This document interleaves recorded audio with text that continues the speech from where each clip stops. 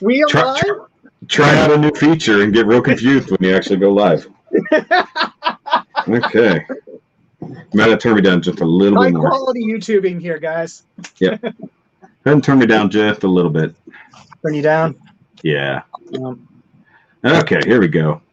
What's up, guys? It's the Sunday ReRISE live stream, and we are here for the finale. Finale of Gundam Build Divers ReRISE Season 2. And yay, it's over. You can take a nap now. And I'm just going to say I was right on a lot of things. As so often you are. Yeah, and other people were right too. There you go, Carlos. You got your wish. Sort of. It's the last review. It's the last review of this. Whether or not we continue to do another series. We were just discussing before this, because he was actually way early this week, whether or not we'll do another series, because there's no new series on the horizon right now, but there's still old series that he hasn't necessarily seen that I have, which would be a reverse of Origin. So, you know, when we did the Origin thing.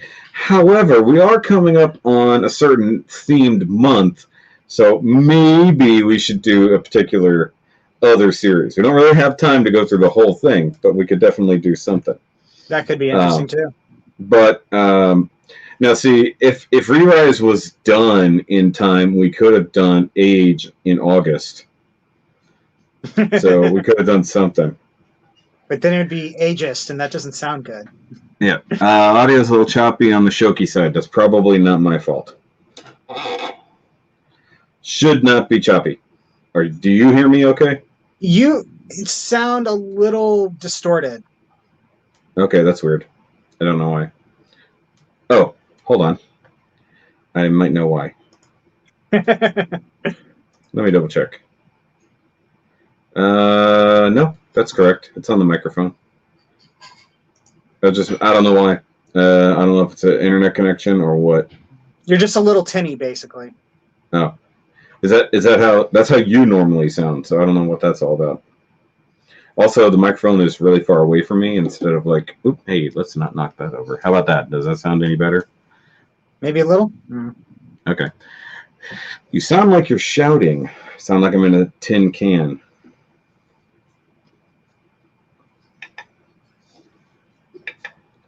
I don't know if that's going to get any better. Usually when it's like that, it's because the camera mic is what's going, but it's actually on my right one. I'm not streaming from the bathroom. I don't know. Hold on. Let me you entertain them for a minute. Oh no, I really am in the center of things. So, super excited to get down to this episode. Hopefully all you guys have been really enjoying our reviews on this, and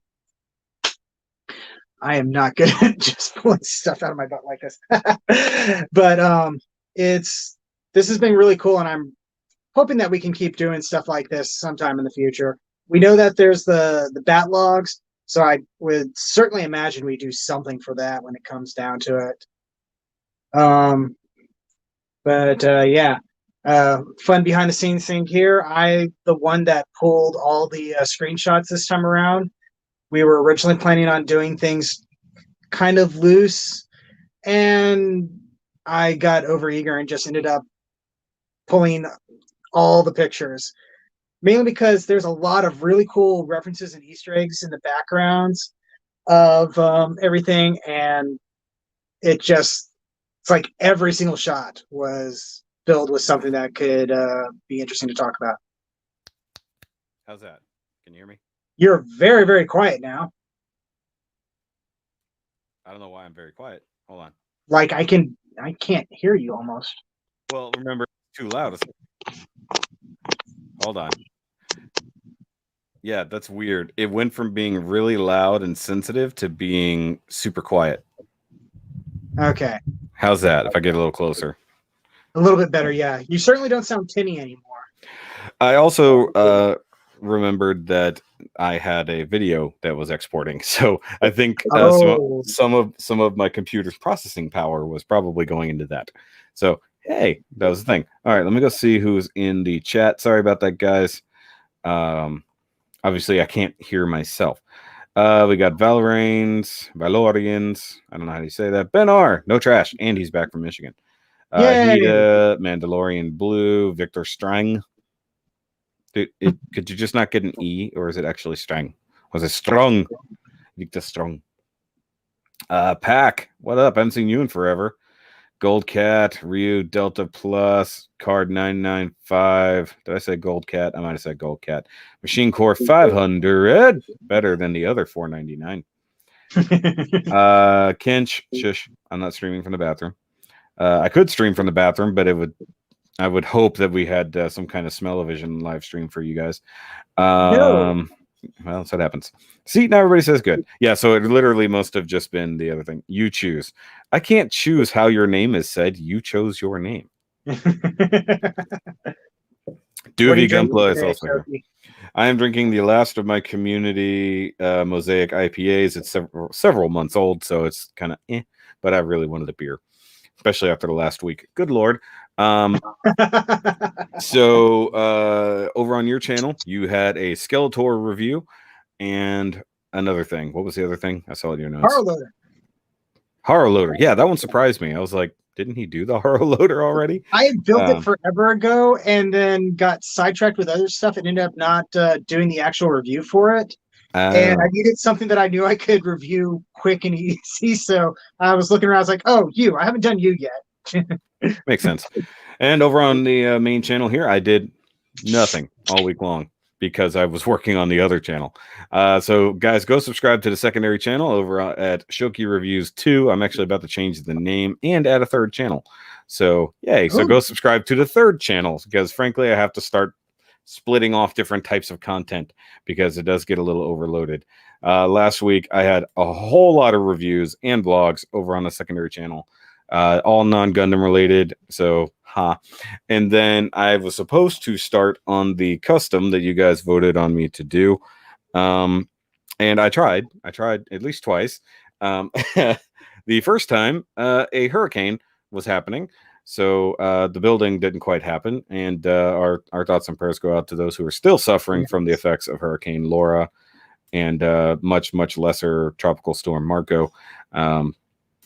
So we dodged a big bullet, but I didn't hear from you like the whole time, so I didn't know if you were okay or not. And we just picked up talking like nothing ever happened. I mean, literally nothing happened, but still, I had to go to work the day.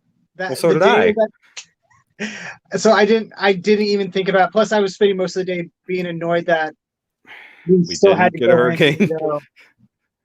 Yeah. Well, like every other school district in the area had basically canceled for the rest of the week. Yeah. Just in case. And KDOSD was like, no, we're going to gamble with your lives. Well, the irony being that at least up where I live, they did have to stay closed because there was no power for 9 or 10 hours, depending on where you're at. You want to hear more about that? Go watch the vlogs. But Ben R says Bell's Oktoberfest is what you're drinking. Yep, it is definitely Oktoberfest season. I saw cases of it at the store the other day. Bell's Oktoberfest I've not had in years. I don't remember if it's any good. English phonetics don't apply to names. I think they do when I speak English. Adam Knight, hello. Excuse me. It's not a Shoki thing without a burp. And it's also not a live stream without the trophy of apathy. You know what? I think that's going to, like, if and when I start paying for this particular service and they start giving me things. So when we had the 30-second countdown, you can also have a 30-second clip of something running. I would totally have a 30-second clip of this on rotation. Like that's just the intro. That's all it is. Panning around and stuff like that. Maybe some lens flares or something. Yep. How Mal is here. Hello. And I see we got 28 people watching already. Look, okay. I want to see 50 people tonight. I want to see 50 people on the stream tonight. We hit Call your friends and family. We hit like 40 something. We hit high 40s. I think we bumped into the 50s last week. I can't remember. Somebody pointed it out, but I think we had like a sustained like 43. which is awesome. And the numbers have just been going up. But the season has just been getting better and better, with the exception of wonky story editing to deal with time problems. Which one thing we discovered is possible how we got to the ending of this, just due to things. But as he was telling you while I was fixing my microphone, yeah, he did all the work this week because he felt like a weirdo. So originally I wasn't going to do a full review for this. It was going to be go over important points and then full on discussion with you guys about certain topics about the thing. But I think we can just do that again another day. Like literally just talking to you guys and letting you, give your favorites and stuff like that. But not now. I think my AC cut off right when I did that because it was like a vac. It was like, okie dokie.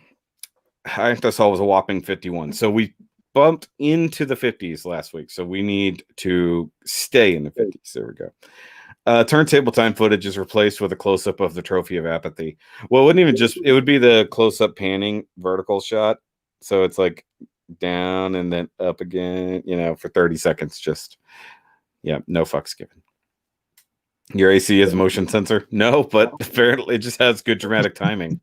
It's just like, it just got quiet in here. Did my head explode? Do I have exploding head disease? Exploding ear disease. Oh, speaking of which, I saw a trailer, totally random. I saw a trailer for a new movie, and for the love of God, I can't remember what it was called now. But it stars the girl from season 1 of 13 Reasons Why. Okay. It's her, and she's a high school student, and she kind of meets this like nerdy dude who's also kind of an outcast. She's a weirdo and all that. And then they're like getting along and sort of building a friendship and stuff like that. And then all of a sudden, students start exploding. Okay. I don't remember. I think it might be called Spontaneous. I think that might be what it's called. Like it looks like almost like an Edgar Wright movie because it's like comedy mixed with some sci-fi and some other things like that. I was about to say, is this being played for laughs or is this being played for It's definitely a dramedy. It's more like a dark comedy. Like Shaun of the Dead and stuff, which I think is not that I wouldn't say so that hard into comedy. Like no outright laughs, but they themselves, the characters are inherently funny. But the idea that there are students and it's only teenagers that seem to be affecting at complete random with no other reason why, no pun intended, they just pop. They just red mist. And so it happened in their school and then things like that. So they're studying them. They're like in isolation tents, things like that. Laser Pants, what's up? And then I don't know. It looks like an interesting movie. Like, and then like the end of it is so funny. And like, so she's having dinner with her parents or breakfast with her parents. And she said, you know what? You guys can't ever say how much better you had it when you were kids. and the mom goes, oh my God. Yeah, you're right. It's like, you have it so much worse. or I should say, we had it so much worse when we were kids is really what it is. Wet exploded or pyrotechnic? Wet, like red mist, like just sudden. I think it's called spontaneous. No, they're not like on fire or anything like that. That would be weird. No, they just pop. They're just like, like Lucifer popping Castiel in Supernatural. Either way, it looks interesting. I have no idea when it's supposed to come out or anything like that. I saw it on a YouTube ad, and I'm like, okay, this is interesting. What is happening? Normally you skip, but it's like, oh, and it was a full trailer. It wasn't like a teaser. So I was like, okay, so this movie is made. I want to see this movie now. It's weird. Warpath would go wild. Lindell Rodriguez is here. Cool, we can get started now. Carlos Gonzalez is here. Hi. Working on my first custom Strike Noir Gundam HG custom using parts from my Wing Gundam. Any tips you would say when making your custom? Glue and or cement is your best friend. Don't be scared to cut, but always know what you're planning to cut. Yeah. It's like, know that you're going to cut something, including your own fingers. Don't be scared to cut off something, but only cut it off when you know you don't need it anymore. Suggestion I would also say is if you can, try to look for ways to do what we would call like mechanical connections instead of just gluing the backpack and a weird backpack onto the back of the suit. Try to find ways to either create or modify pegs so that way you can peg it on and take it off if you need to. That will also make painting a heck of a lot easier. Yeah, if that is part of your custom process. Yeah. And if you can build things to be modular, like I've done before with different things, so like a backpack, build the whole thing together, but have the ability to peg it on, or like you want to build a custom chest piece. You know, if you're going to merge it over the original thing, you know, keep that original connection to the base model, and then just build on top of that. So keep as many straight up mechanical connections as you can without having to make new ones. That being said, I have completely hollowed out the chest of a Gundam to make stuff fit. So is that the Grand Page? Yeah, that was Grand Page, but it was also my 00 Build Strike, the 00 version. So not the Strike version, the 00 side. Had to carve out that whole interior to make the Strike adapter fit inside its body. Yeah, don't be scared. Cut plastic. Don't put words in my mouth, Marlon. Yeah. Don't be afraid to cut it, but also make sure you don't need it before you cut it off, because it could be pretty useful later. Also scraps. Sticky tack for mocking things up is super handy. Yes, lots of this. I constantly have a wad of it on my desk, and I can't stop playing with it. And I had some slightly tragic things happen repeatedly in the last few days. My Power Rangers will not stay vertical. I don't know if the shelf is being shaken, or their ankles just suck. So it was just my Legacy collection. And so I used Gorilla Tape to try to get it to stay down. And a bunch of them, like 10, fell over, even after being taped down. I fixed those. And then this morning, was it this morning? Yeah. This morning we're laying in bed and I hear something fall, and I'm just like, I already know what it is. It's like, I already know it's Power Rangers. And I walk in here, and I think only a couple Legacies have fallen, but virtually all of my Lightning collection fell over. And I think it was Ranger Slayer's fault, because I think she fell over, knocking Zed into Rita, and then causing a chain reaction, knocking everybody else over. Bye, Mandalorian Blue. Sorry you weren't going to stick around. Sad face. It's a good thing the Strike Noir pack fits like a glove in the new Wyndham. Well, yeah, because everything's sort of Strike based. Yep. So the Strike Noir was made before they started doing the HD CE kits. So it is interesting that I would do that, but cool. Well, it doesn't matter if the new Wyndham. It's technically the only Wyndham. But the idea in universe is they're all basically... They all use the same, connectors and stuff like that. Yeah.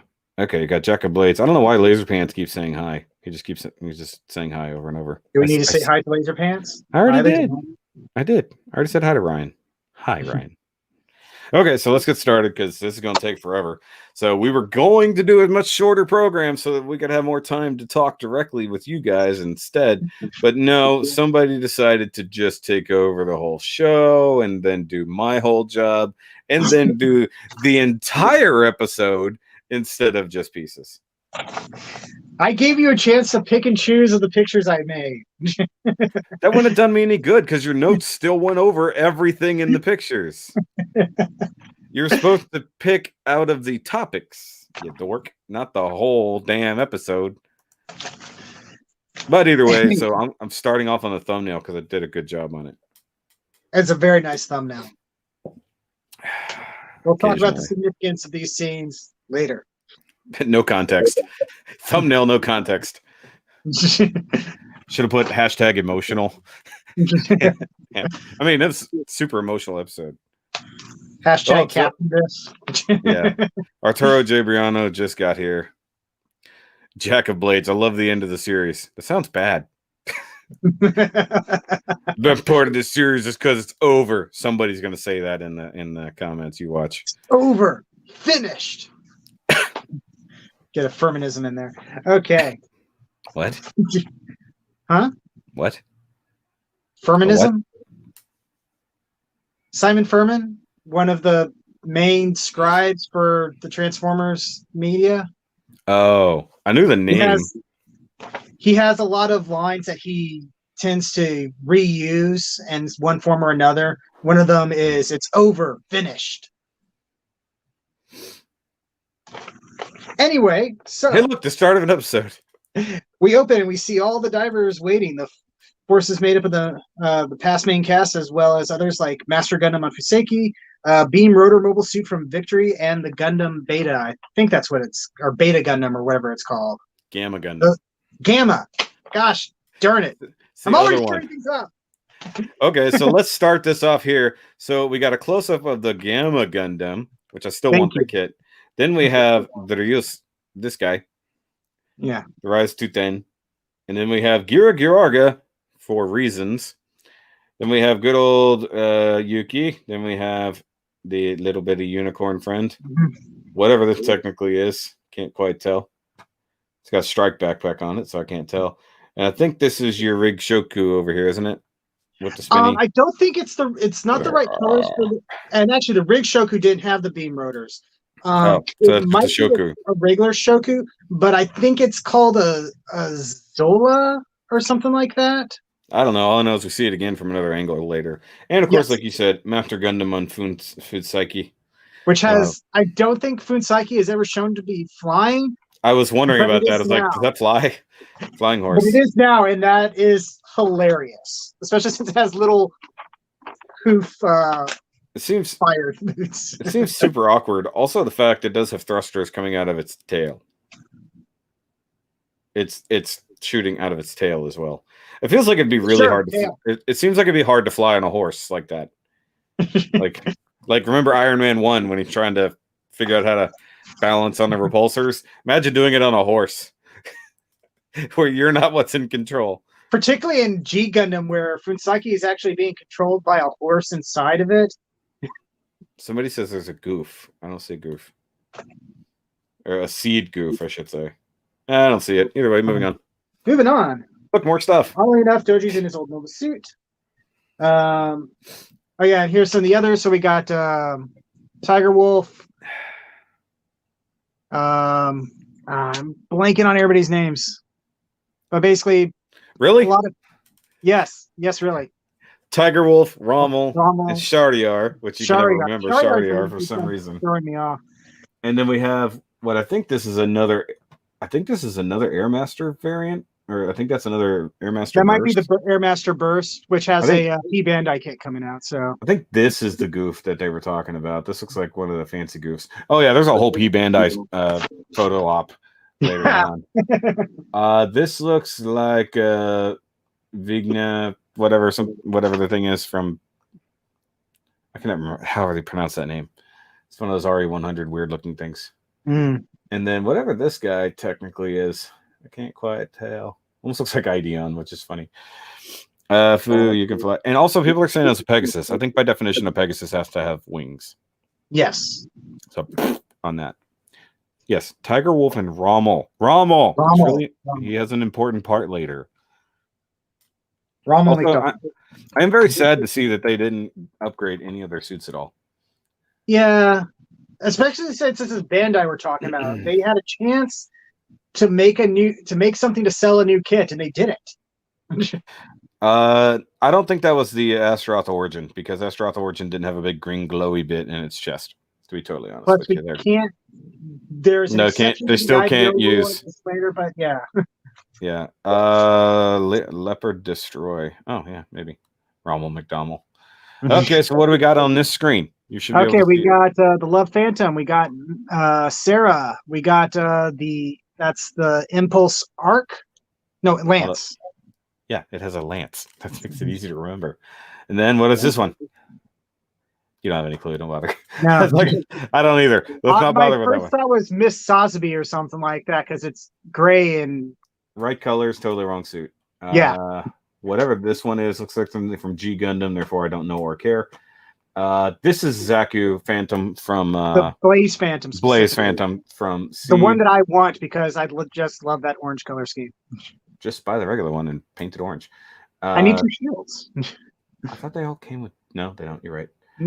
Not exactly sure what this one is. Definitely a faceplant flyer. I don't know what this is. It looks super familiar though. The angel looking one. Something about those shoulder pads is. But you know what's funny? What it reminds me of is like one of the Techaman crystals or Technoman crystals. Some of these things are definitely from. Yeah, some of these things are definitely from like Double Zeta and like F91. We got like one of the Shogun Musha SD Gundams in the bottom left. That's one of the Dai Shoguns, yeah. That looks like the Dai Shogun I had where he's got the Phoenix in one side, Dragon in the other. But God knows which Dai Shogun it is. It might be the new one. It does look like he's almost a real type, though, because he does not have an FD head. Or he's in a transformed state. It's from Gundam X. Oh, there we go. What is?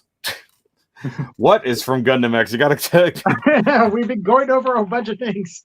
Okay, there's a Hammurabi on a hover unit. Yeah, I say the Hammurabi right there, which seems weird to have a Hammurabi, which is also a P Bandai kit. Vertigo from X, from Gundam X. Everybody's saying X. And no, they cannot do IBO kits, Runtres, Beauregard. Holy crap, we're at 47 people and we barely into this. Okay, anybody know what the hell this thing is? This big purple. Looks super familiar, but the angel thing is from Gundam X. Okay, see, I said it's from something weird. I don't know what this is.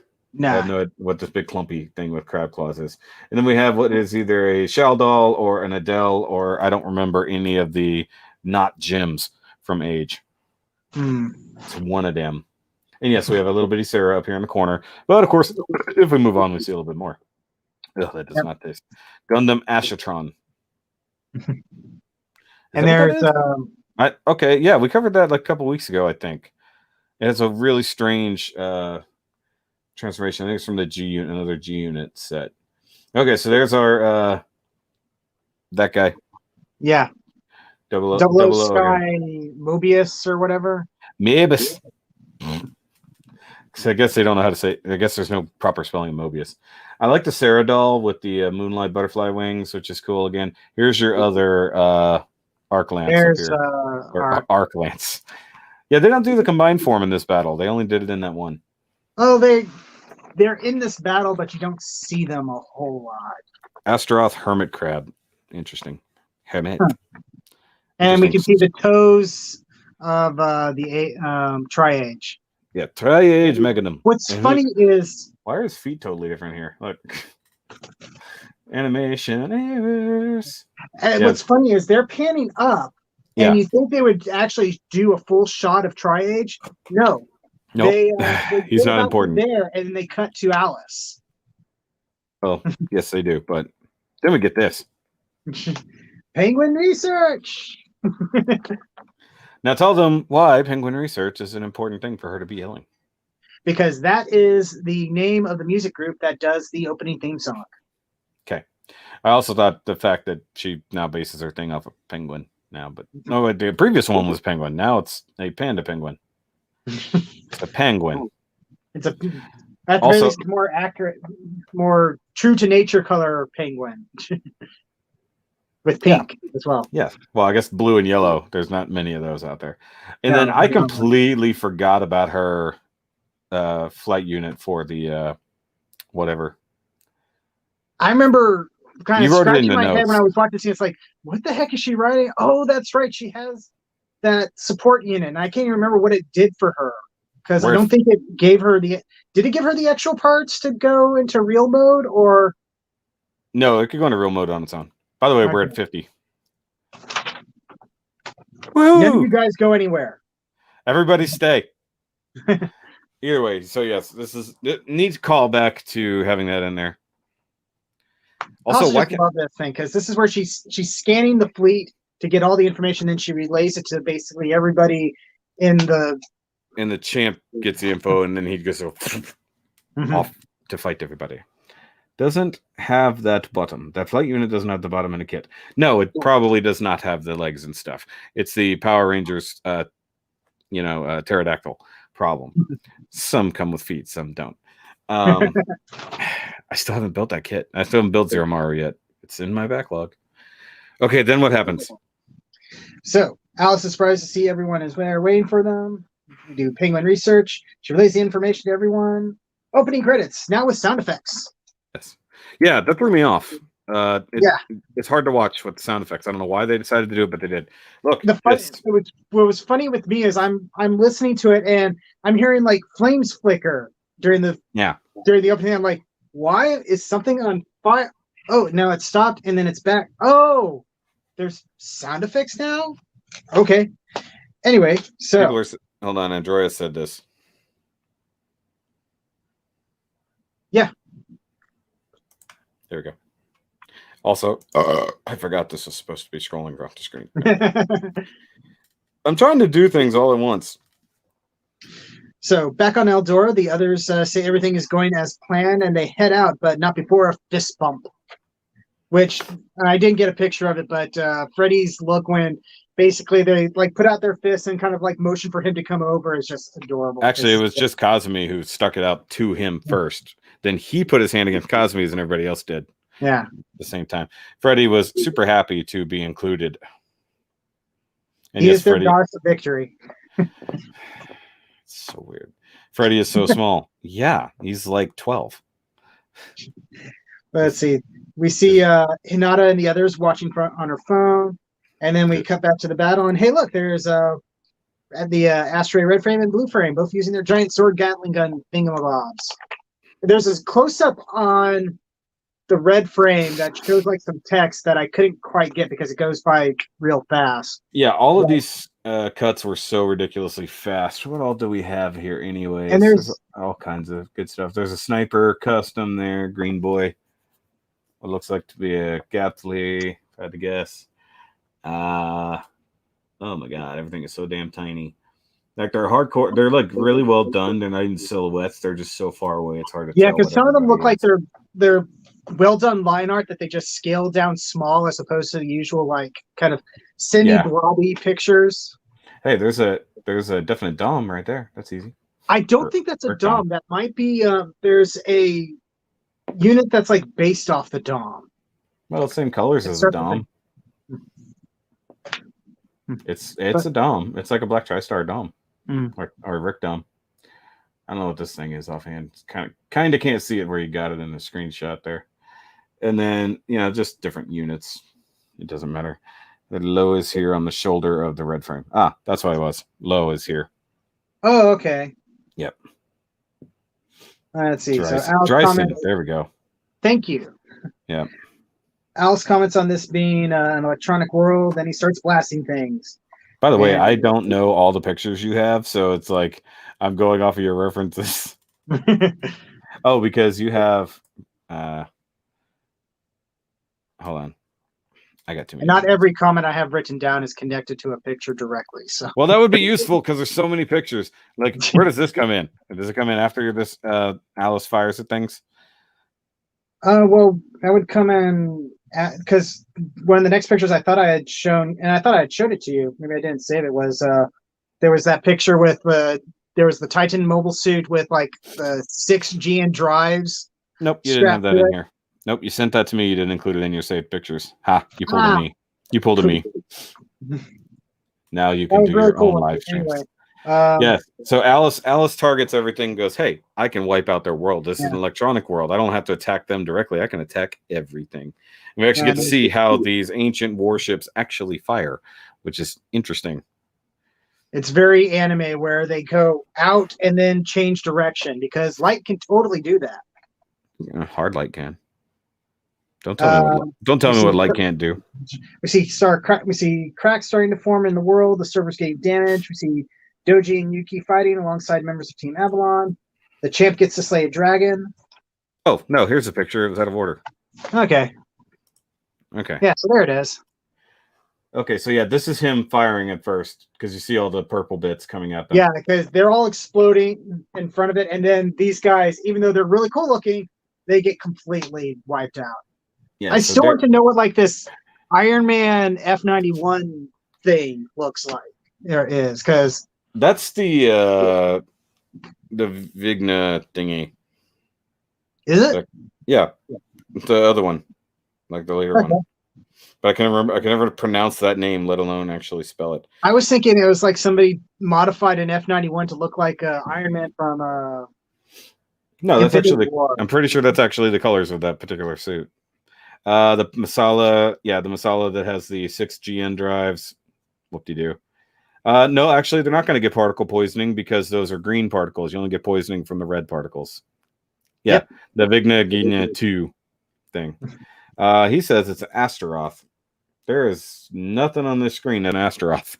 I think maybe they're talking about another thing.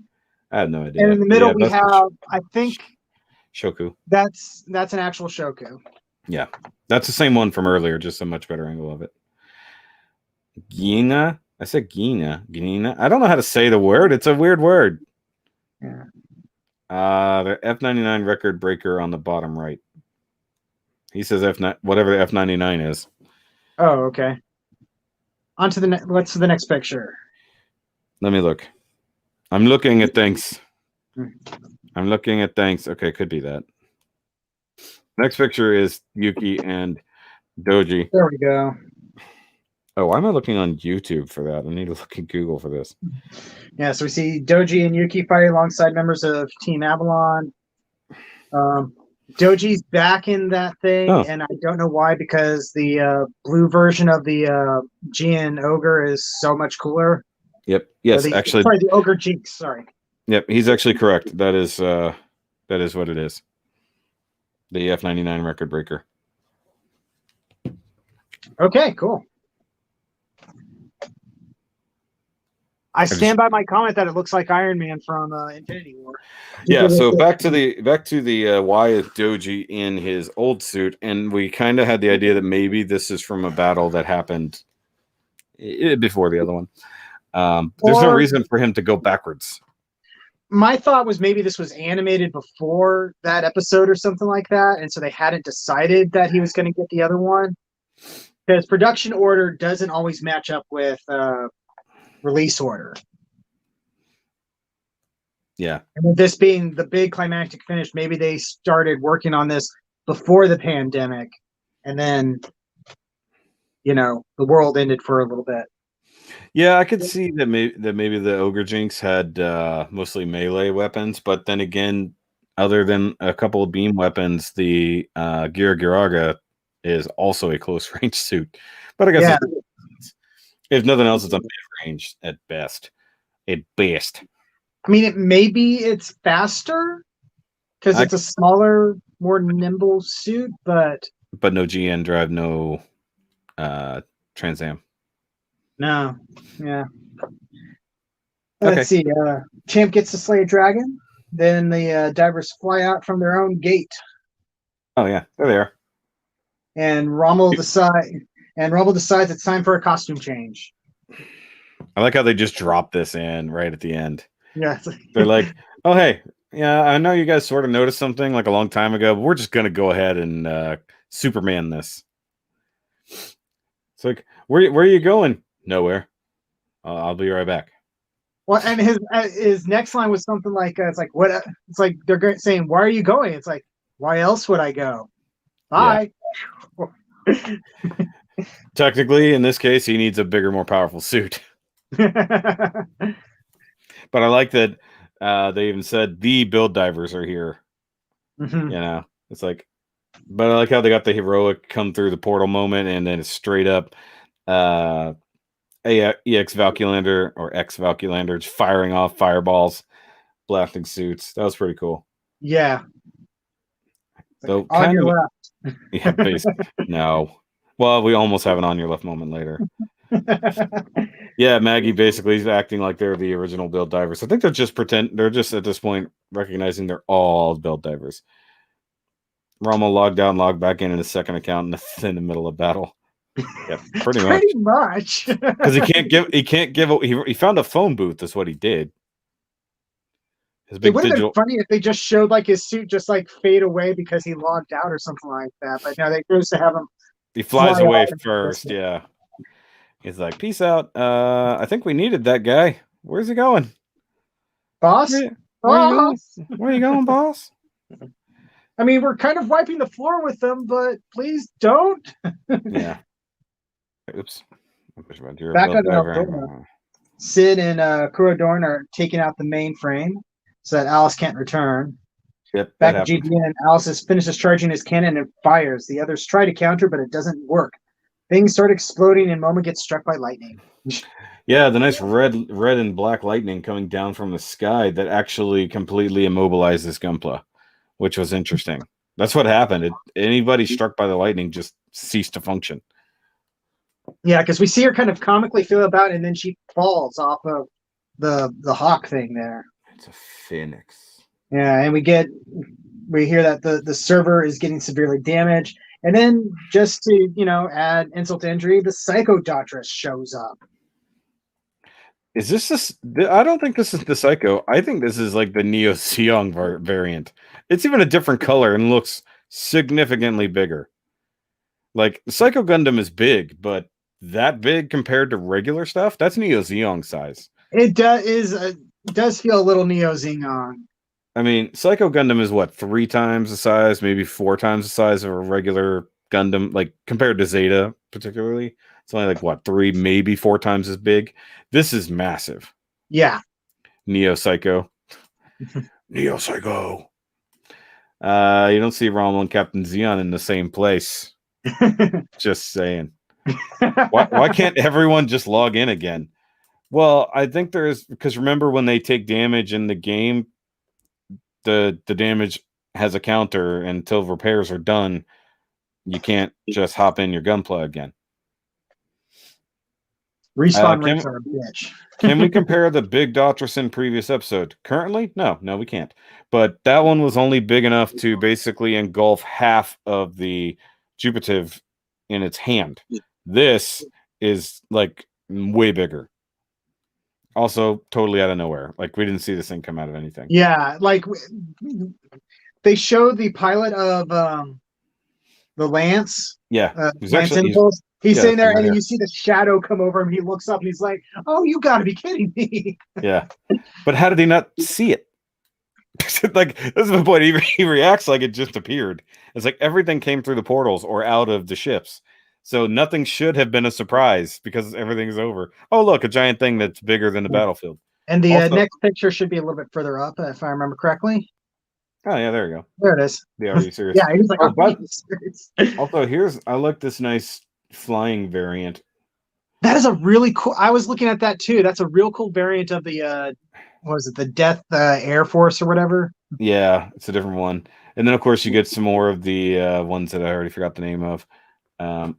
Said it earlier and I already forgot. The Vegan variants. Yeah, the dragon-y looking one that'll come to me eventually. But I like how you definitely modeled the wings after Kuodorn as well. Maybe the Psycho can turn into a battleship. That would have been interesting. He's just like, you know what I need? More cool vents. So it's almost like he borrowed some age details as well. Compare it with the screenshot from the previous episode. I don't think you understand how this works, Valorant. These things are not just readily available. These are all queued up beforehand. Yeah. Anyway, look at all those P-Bandai kits that we'll never own. Well, if you think you'll never own it, then you never will. You mean the off-brand Godzillas? What? Oh, I really love the Dragon Enemy Gundams. It looks awesome. I'll remember the name. I can't remember. I have it on, like, it's right there. And I can't remember. Anyways, what's next? So, along with Alus and a revamp, what appears to me at least to be a revamped Alus Core Gundam, the fake new Devious Arch, and the Reverse Turn X. Nope, you built the Alus. It's not revamped. That's what it normally looks like. but he's got the I'ma steal your armor head. Okay. That's the only difference. It's not the So one the eye head. forearms are that's what they normally look like? Yep. Okay. This is just the Alus core. We just didn't spend a lot of time with it by itself. Danazine, thank you. It was in my head. 58 people watching currently. Woo! Let's get up to 60. Yeah. I know what they're from. I forgot the name. We've been busy. Yeah. So Hiruto says they'll take out the flagship, starts docking, and gets his armor stolen. Oh yeah, by the way, I forgot the Yeah. Turn X comes out of nowhere. Hi guys, I'm here too. Also, it still looks goofy as hell. It does a little bit. Yeah. Okay, that's when Alus steals the armor. He's like, you know what? My armors aren't working. I'm gonna take yours. Because I guess he figured that Hiruto didn't have any other armors with him. Which was a good assumption. One of the comments on the episode I thought was amusing, where it's like Alus goes like, "I steal your armor," and Hiruto's like, "Oh no, don't do that." We'll see why. Yes. Yeah, just look for all the P Bandai goodness that's going to be in this episode. Pretty much, right? Momo gets to meet some. Oh, go ahead. But I was going to say, it's like, it's funny because we always talked about it. It's like, what if Alus just decided to take his armor one day? And there we go. As soon as I saw that. That was an advertising point for it. Yeah, that you could swap armors. But when I saw that head, I'm like, wait, that head only exists whenever you have to change out the head crest from a normal armor. That's the only purpose it has, is because it has a different adapter. Oh, so you were like, oh, I know what's going on here. Yep. I'm sorry. This is our armor. Yep, that's funny.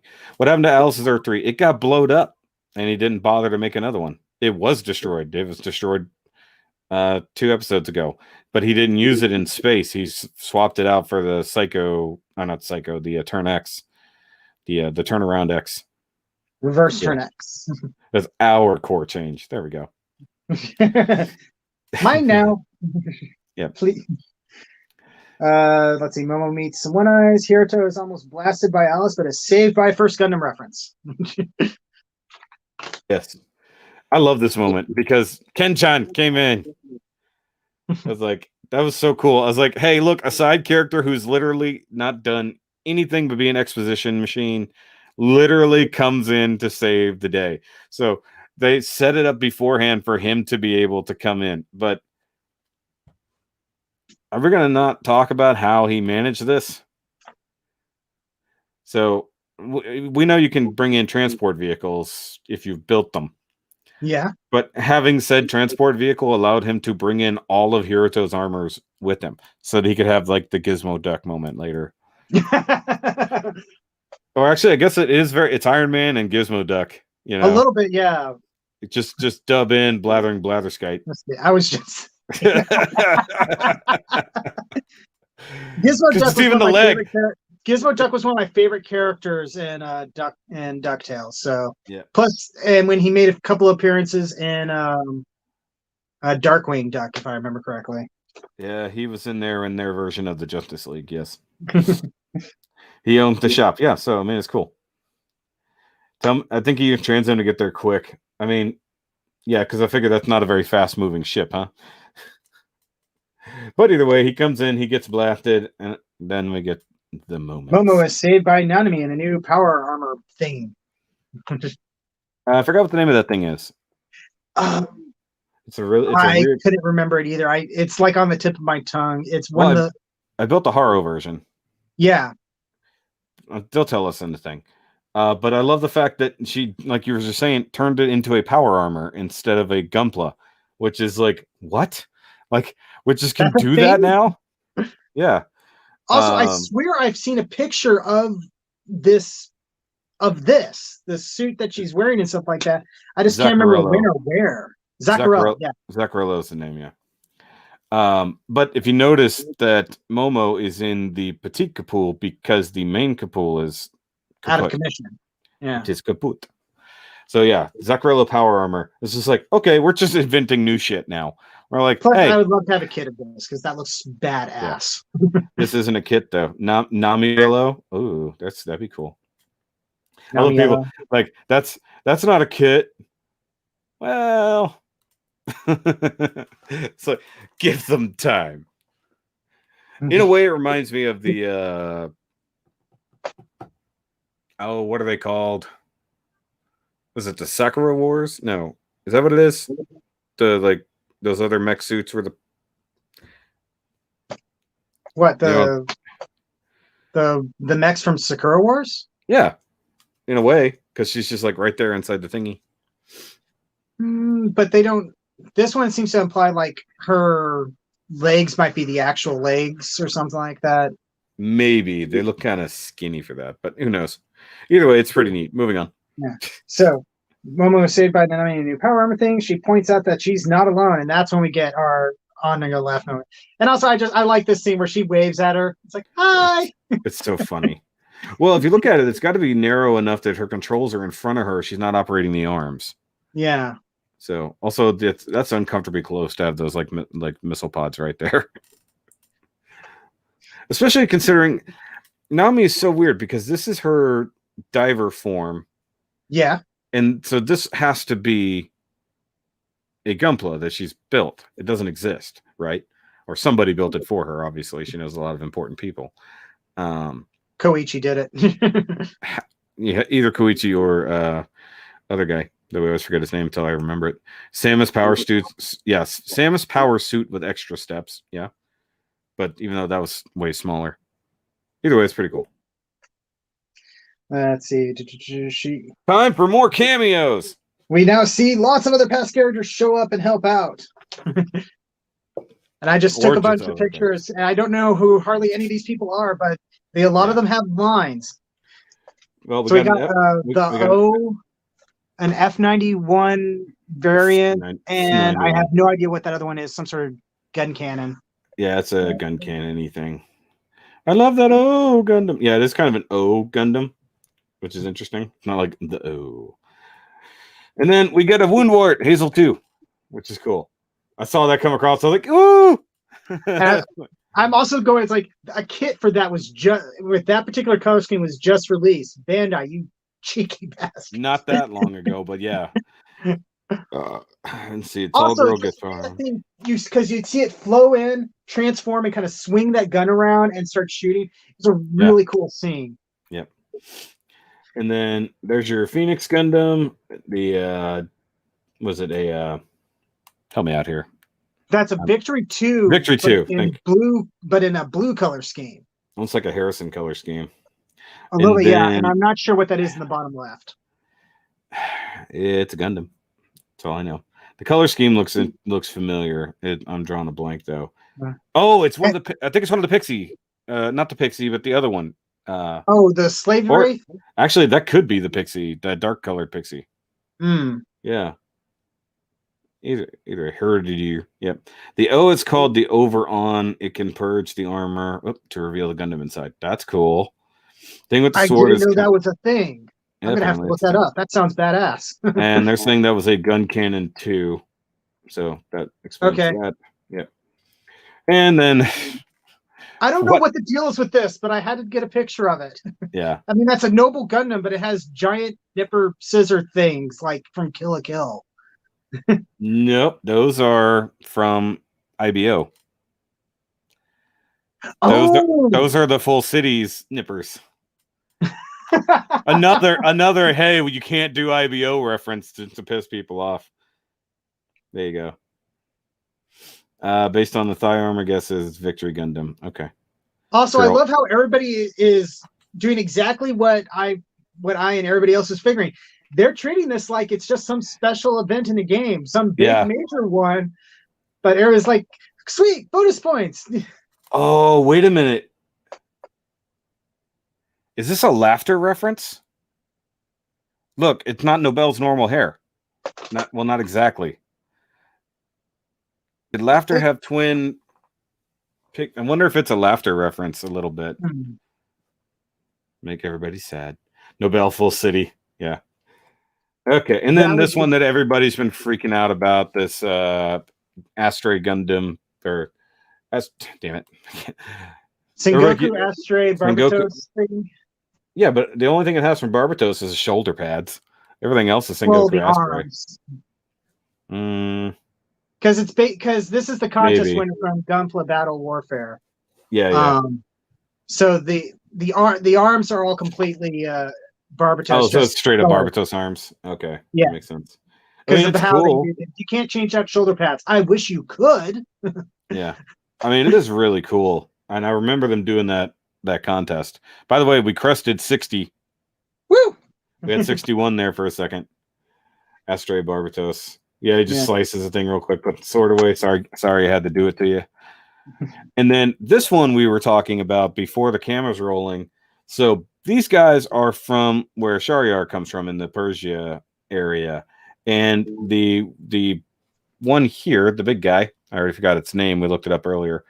They're both from Age. One is the same as the other dragons. But what's interesting is these are Zoid references. Very as much best we can tell. Like the one that you were just pointing at is like a Iron Kong reference. The other one is very much like a Godos or maybe even a Gojulus. Yeah. So though they're a little bit though it's a little bit Mechagodzilla too. Yeah, that's what I said originally. So yeah, it's a little bit of King Kong and a little bit of Mechagodzilla, but also the fact that they're Zamdrag. Thank you. I looked it up earlier. Took forever to find out what it was, but the Zamdrag was in that episode when they went to Persia. It was the guys who attacked them that were using the brake decals, and it's the same guy, which we see here on the right. So it's cool that a knockoff Gunpla. What an infidel! I think that's so funny because these guys come from the land where everything needs to be made beautifully and super well. And if I remember correctly, Shahryar kind of set these guys straight. So hands like green dragon Zord hands. Yeah. Well, those would be what did we say they were? Gun tank hands. Gun tank hands, original gun tank. Yep. They're saying Gojulus Giga. I think it was more Godos personally, but yeah, it is what it is. Gojulus Giga is for one. Gojulus Giga is a more horizontal walker as opposed to the more upright. Yeah.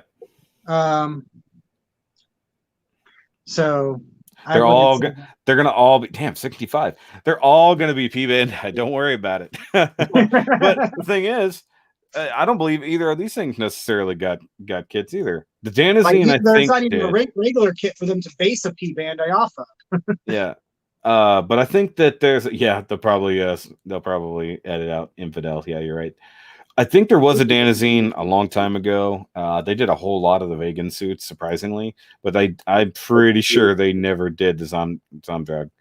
So, but yeah, this was really cool. When I first saw that, I'm like, is that a Zoids reference? That was kind of my thought too, with that red and black. I was like, and especially since I've been watching Zoids with my son, not the original series, but so my mind has been on Zoids a lot lately. Yep. Okay, what's next? Next one. Know. Oh yes. This is a cool part. So the Game Master and Miss Tori show up in a version of. I'm pretty sure this is a version of like Captain Gundam from Superior Defender. I thought it was the SPD headquarters Megazord or whatever that was called. I mean, seriously, tell me this thing isn't straight at SPD. Okay, so only because I know what I've seen the episodes where it shows up. Yeah, and I love the design of it. It's very, very Transformers. I got crud on my tongue. I just love this thing. And also, the giant Zaku shoulders. Yes. Which is cool. Gun Panzer. Interesting. Is that what it's called? That's what somebody said. I don't know if that's actually what it is, but it's neat. It's got to be one of those jumbo SDs like I've got. Oh, I'm sure. I'm not even certain if it was a kit or if it was like an action figure thing, because they had a bunch for those. I have who knows? Baku Netsumaru from that. Only the server masters can keep their SD appearance. Yeah. I see somebody saying that. Yeah, transformation reminded me of Optimus Armada. Yeah. Optimus Prime transformation. So I mean a lot of it is I get that it's its own thing in its own weird world. But yeah, it's so Transformers. It's ridiculous. Oh, totally. It is. Yeah, I'm sure he's got lots of hidden missiles all over the place. And whoever did this scene obviously has a lot of love for this thing, because some of the other ones we've seen, if you look a little too close to it, they're kind of blotchy, quickly drawn. This one has been done with detail and love. Yeah. Okay, so they're confirming it is the SD Gundam Panzer or Gun Panzer. Okay. So that would be a transforming tank of a Gundam. Yeah, because I think like Captain Gundam rides in it or something like that. Which would make sense. And so let's look up Gun Panzer. I bet are going to get some really weird. And then the FBI. Oh yeah, there it is. Yeah, there it is. Hold on. Oh yeah, split it. Oh no, I don't want that. I want. Sorry, if you actually just look up Gun Panzer in two separate words, it comes up as an actual tank. I want to see the figure. It looks like it's a figure, not a kit. Yeah, I think so. No, it's on that. It's one of those. It's one of those weird ones. Oh wow, the gun bike. Oh. I want that. I want a gun bike. That is so cool. Superior Defender Gundam Force, or whatever it was called, is a weird, goofy entry into Gundam, but I can't help but like it. It does not take itself super seriously, but it still plays things kind of straight. And so I love that. Hold on. I found something totally random. The Gundam Musai. I don't know if you're going to be able to see this. It's the Musai, but it's got a head of a Gundam, balls for cannons, Haros for side pods. That is...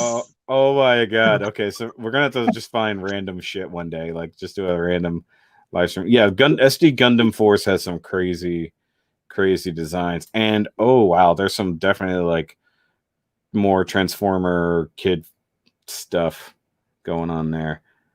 That is really cool. I like this design. And it makes sense that the Game Master would have this thing because he's based off of the Gun Diver from the same series. Yeah. In fact, his entire base of operations, if I remember correctly, is based off of the base of operations for the Gundam Force or whatever they call themselves. Dude, I wish I could get this. Captain Haro, which is a human with a Haro for a head. It would be awesome if they had made a modern thing for this. Okay, 68 people watching. Woo! Gun bike is rad. Both are Bandai, probably. That would look like an elephant from Haro. But have not been looking at things. Super Sentai. It's very Super Sentai, very Transformers. But yes. being cop themed, I instantly go SPD. Okay, what's next? They create a special patch and sort of repair and seal up the server. They just shoot it they just shoot it in the air and everything. They shoot it in the air Oh yeah, by the way, we got some nice transformed Gundams here. That's Curios. I was wrong last time. That's Curios. That's Curios, Raider, and it's one of the G units, and I'm blanking on its name. I think it was the one I couldn't pronounce its name. I don't know that you could pronounce any other names. But I know what you're talking about. You're not wrong. The way the devs implement a patch quickly, fixed everything without issues so quickly. The only thing I fear show. The only thing in this show I couldn't find realistic. That's funny. Well, I mean, if they knew it was coming and they knew that they had already dealt with something very similar, they just needed to throw together a security patch based off of some grippy or grip. I kind of imagine the story was working on it as they were pulling up.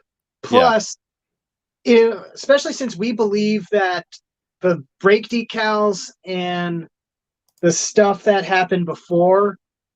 Yes, that one. Grip. That's his Scottish accent. It's grip. He says forbidden, not Raider. I always get them confused anyways. I thought forbidden was... They're all weird. They're the throwaway Gundams from that particular series. Who cares? You just don't like Sea Destiny. No, that's fine, but those Gundams were pointless. They were piloted by people who didn't count and were wiped out fairly easily. How did they know where Alus would show up? I don't know that they knew exactly where he'd show up. They were all stationed waiting, and then wherever he showed up, everybody went. And I think this particular part where Nominee shows up and then everybody else does shows just that. They had a bunch of people waiting at the Force Nest in for Team Avalon. Maybe they were just chilling there waiting for their time to go, and then it just happened to be there. The other option is we have seen Alice repeatedly watching footage from this place. It's possible he knew he went there because he thought that was the only world. Unlike Freddy, who looked around everywhere, Alice seemed to focus here. Well, particularly since he was so fascinated on or fixated on Irito. Yeah, exactly. Yeah, Riot Games took like 2 years to do a patch and it still didn't fix anything. Correct. This is future development. Anyway, so they get attacked by some one-eyes. I love the animation for the one-eyes here because they're doing the pylon thing. No pun intended, but pylon thing. But I love the fact he just is sending just one-eyes on the ground. Thought that was crazy. Got out foot soldiers. But then I do like the posing in this also. Like Naminé is kind of got a surprise look. Yeah. You can see the petite Kapul is like, okay, let's do this. Yeah, she clearly spotted it coming. Jumping out to get him. Some nice artwork on this scene. Now, the black and white images back here are reminding me from like Game & Watch. A little bit. Yeah. Zergling Rush. Yeah, it is very much a Zergling Rush. GBN is definitely not run by Bethesda. That's true. Yeah, so they get attacked by the one-eyes and are saved by Naminé's impression of a Beyblade. I thought it was just going to be a giant explosion, but no, she's just like, I'll kill them all. It's fine. Spinny, spinny, death top. And then I love the idea of just like it comes sliding across and then they just go flying. Like it goes super comedic all of a sudden. Like and then part of Tryon shows up. Okay. So we get the Umi he doesn't Tryon. Belong here. So this is the most confusing bit of this whole part because this is the Umi Tryon in the correct colors. We have seen the Tryon 3, technically the Dryon 3. So we know that Build Fighters Try existed in this universe as fiction. This is the Umi Tryon with the voice actor of Minato or Sakai Minato or Minato Sakai. What were they doing here other than just throwing it out there? Was he like just in the office at the time and they're like, hey, you're in one of the build series, right? Yeah, not the recent one. Hey, get in the booth. Like, hey, we just need a cameo that's going to confuse the hell out of the audience. Yeah, no, the second I saw it, I was like, oh, cool. We already know this in here. And then he talked. I'm like, that's the same voice actor. What are they doing? And then I like the want to hitch a ride, but then we never see her riding on it, which would have been funny. Well, the numbers are dropping. She is on top of it and throwing dynamite boxes. Why is he only using the Umi Tryon? Nobody knows. They're not the same universe. In this universe, all other Gundam exists as fiction in this universe. They're not the same. We've thought about it, and we've tried, and I think there's been a couple times where we tried to see if there was a way to connect them, but it's just fan service. Yeah. The closest we came is they had the Gundam dual system or whatever. Yeah. Well, this guy's Flamey Pal says it's a different voice actor, just happened to sound the same. I don't know about all that. Ryu Delta says this. Actually, that's a character from the Rise manga who looks exactly okay. So the anime you Rise. Know what? I believe it. I do too. So I'll have to look at that because that's interesting. Because we do see Rise people later. Yeah. So we know that the Rise guys. Wow, our numbers are dropping. Our numbers are dropping for some reason. People are disappearing. We're down under 60 when we crafted 70. Oh no. His name is Mr. MS. Really? They're like just straight up like we're just not gonna say it. It's like it's not the same character. Like big ol' I just winked with different eyes. That was weird. So, I winked with one eye, then I winked with the other. Either way, then the other guys show up. Yeah, Cosme teams show up and start praising him, and they're like, "Don't praise him; he'll get a big head." But still, good job. Well, remember when I said I wonder why they didn't show up to help train, and then they show up in the final battle? Basically, which I think gives it a little bit more impact. I think it does, but it's interesting to think that they didn't come help him get better. But then again, they might have been busy. Today just happened to be a good day, you know. They had schoolwork. I denied the build connection, therefore people left. Aw. Then Captain Xeon shows up and asks Cosme to fight with him, and he totally fanboys. Yeah. So Captain Xeon just shows up, but I like how they say that guy came with us as well. What, that guy? Oh, so technically Captain Xeon does exist. He's not just a fictional character, so to speak.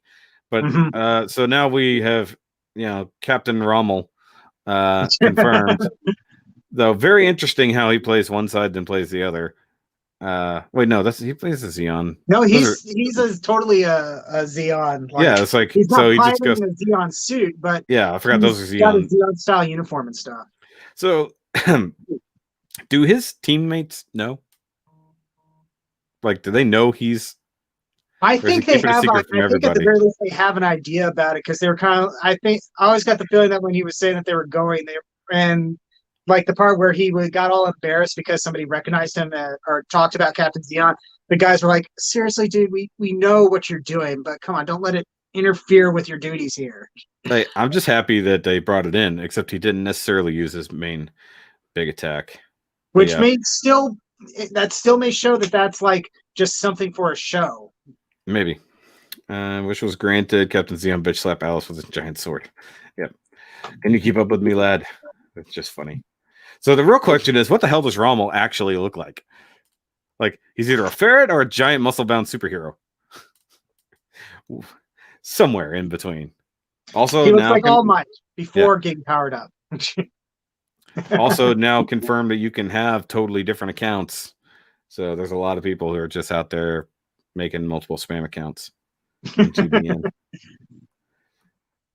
Okay, then the thing everybody won't shut up about. It's a new Koichi and the new.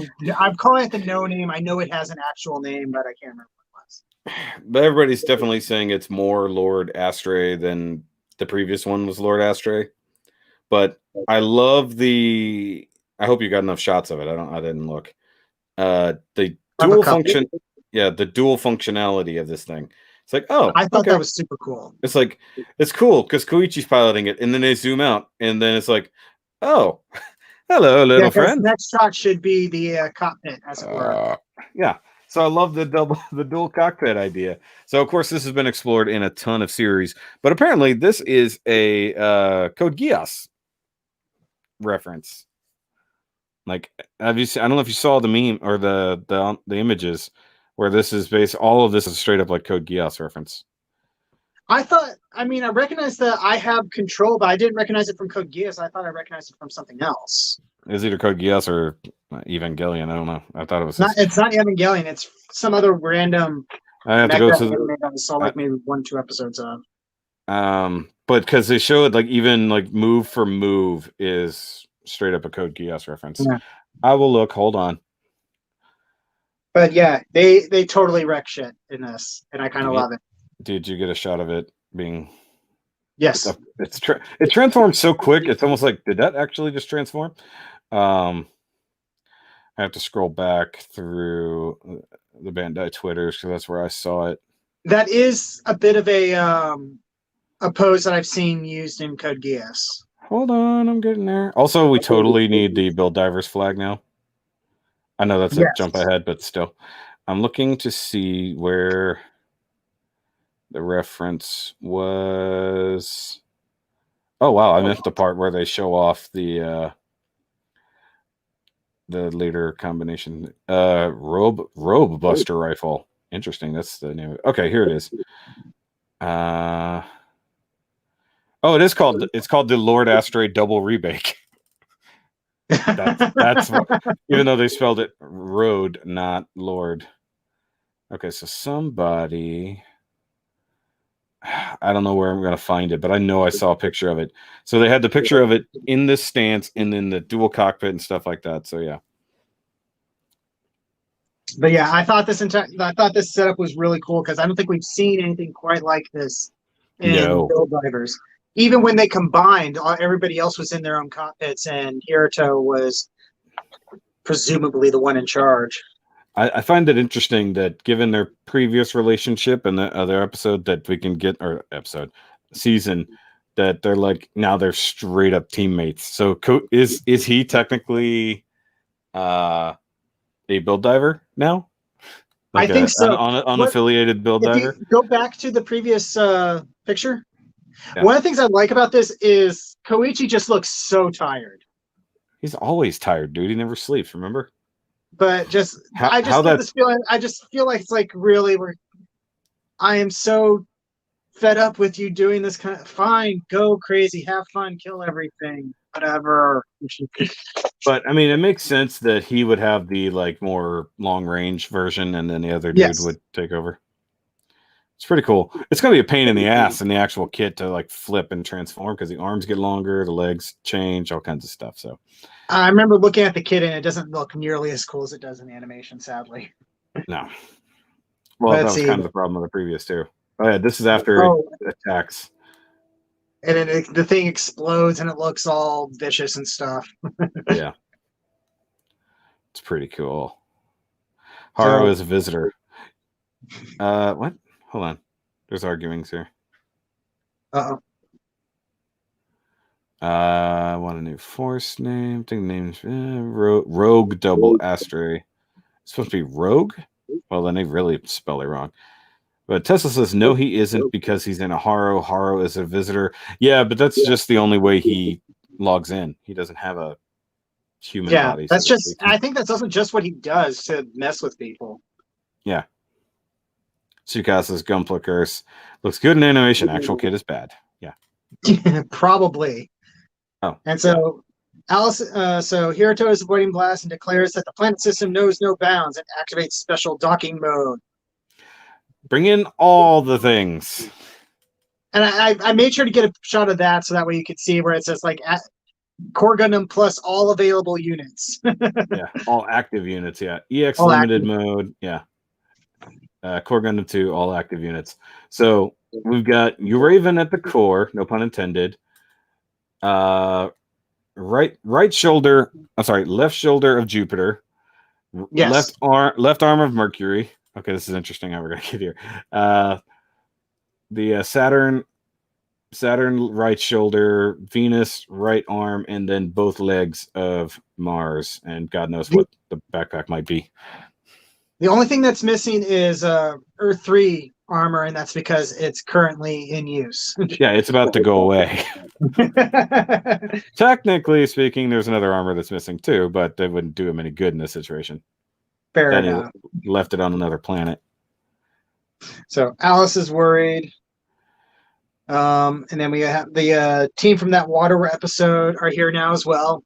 Yep, I recognize those. So I was like, hey, it's the water guys. Much good they're doing in the sky. Yeah, I'm kind of like, why are they? What are they? Particularly the one up front looks absolutely ridiculous in that, and I kind of love it for that. Yeah. Flying talk. It's kind of funny. Yeah, the Nate Gundam is dead. Well, that makes no sense because they brought back everything else that they took with them. So why wouldn't they? I mean, it's useless, technically speaking, in this particular instance, but either way. Yeah, so next up we have the Core Gundam ReRISE, along with the Gaza brothers and Alex, the GM Sniper 2, and the Sandrock Armadillo, as well as and the Airmaster Burst. So some P Bandai kits over there. Yeah, the Anima ReRISE, and then I believe these guys are the ones. Gaza brothers.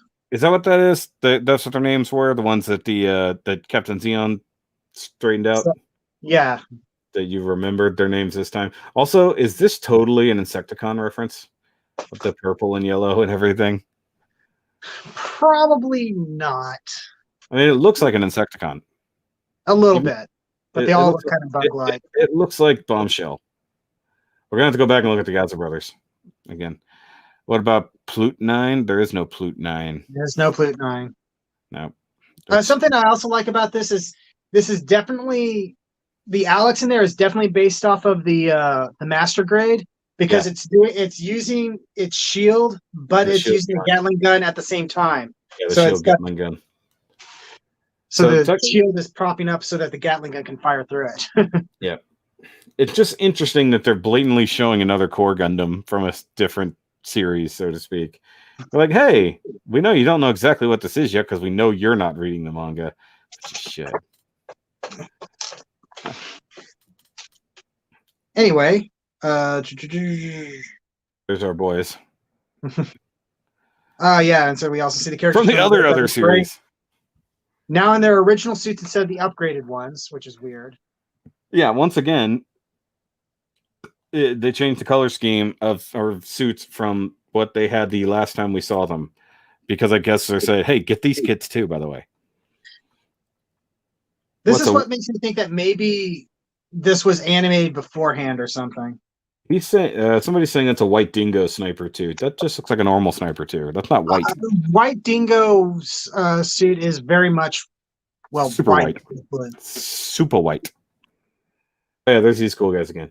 Yeah, they're like get a nice close-up shot of their faces too. Maybe we'll get a bet log with them. That'd be cool. Like, considering that they've hired them to do voices and they've done animation for them, it would make economic sense to have them do stick around and do a bat log or something. You know, like it's one thing. Like they have these side story mangas that I guess are decent or something, and now they're literally showing the characters in mobile suits in a main storyline. It's like, come on, give us an OVA or something. Then we get to get the other brothers. Par tries to tell Alus that he can start over. Then he teams up with his brother and blows up the arch and the ship. Yeah, I love how Alus's cores do nothing. Every single one of them just gets wiped out in a single hit for the most part throughout this whole episode. Win media cannon fire. Yep. That's awesome. And I just love this sort of brotherly attack, basically. Yeah. Also, is he ever going to tell anybody else that Shahryar is his brother? And then there you go. There's the next. Yeah. Alus switches to the new and is immediately attacked by Kazumi, who says, even mediocre guys like me have possibilities. Then he gets smashed by Kazumi and Captain Xeon. He transfers to the turn X and is immediately kicked in the face by May. Also, this is great. Yeah, I thought that was a cool scene. I wanted to make sure I got that one. Yeah, and then he also, at some point, has a flashback. Mm-hmm. He's hearing them in his head. Transfers to turn X. He's kicked in the face. She destroys that one. And did you notice? Finishes the step. Hold on. Did you notice this is May's rising kick that she did before? Remember when they first came back? It was her and Hiruto, and she did that, like Street Fighter rising kick. It was the same type of kick. Even had the green effect coming off of it, but she did it with the Wodon pod, which was pretty cool. That's why she likes the Wooden Pod, because it's like 99% legs by volume or something. Yeah, but I like the fact that, turn A kit taking down turn A kit. Mm-hmm. So she destroys that one, and Koichi finishes the ship. Alus takes over a lone core Gundam and fires off from the Black Flag ship. I always figured this one was like, if he was actually physically in a ship, this is probably it'd be the dark colored one. Now, here's the interesting thing: he just had another core Gundam. Yeah, we saw the other one get blown up, so he just has another core Gundam. But this one is a standard one. Yeah, it's got the one eye head. But yeah, the evil stance and the thing. And I'm trying to remember if this is when he lets off the huge attack. That was earlier. Oh yeah, he fires off this attack and Sarah blocks it. Fires off from the. Yeah, and Sarah says no. No. Though you think if he actually saw Sarah, he would go, wait a minute.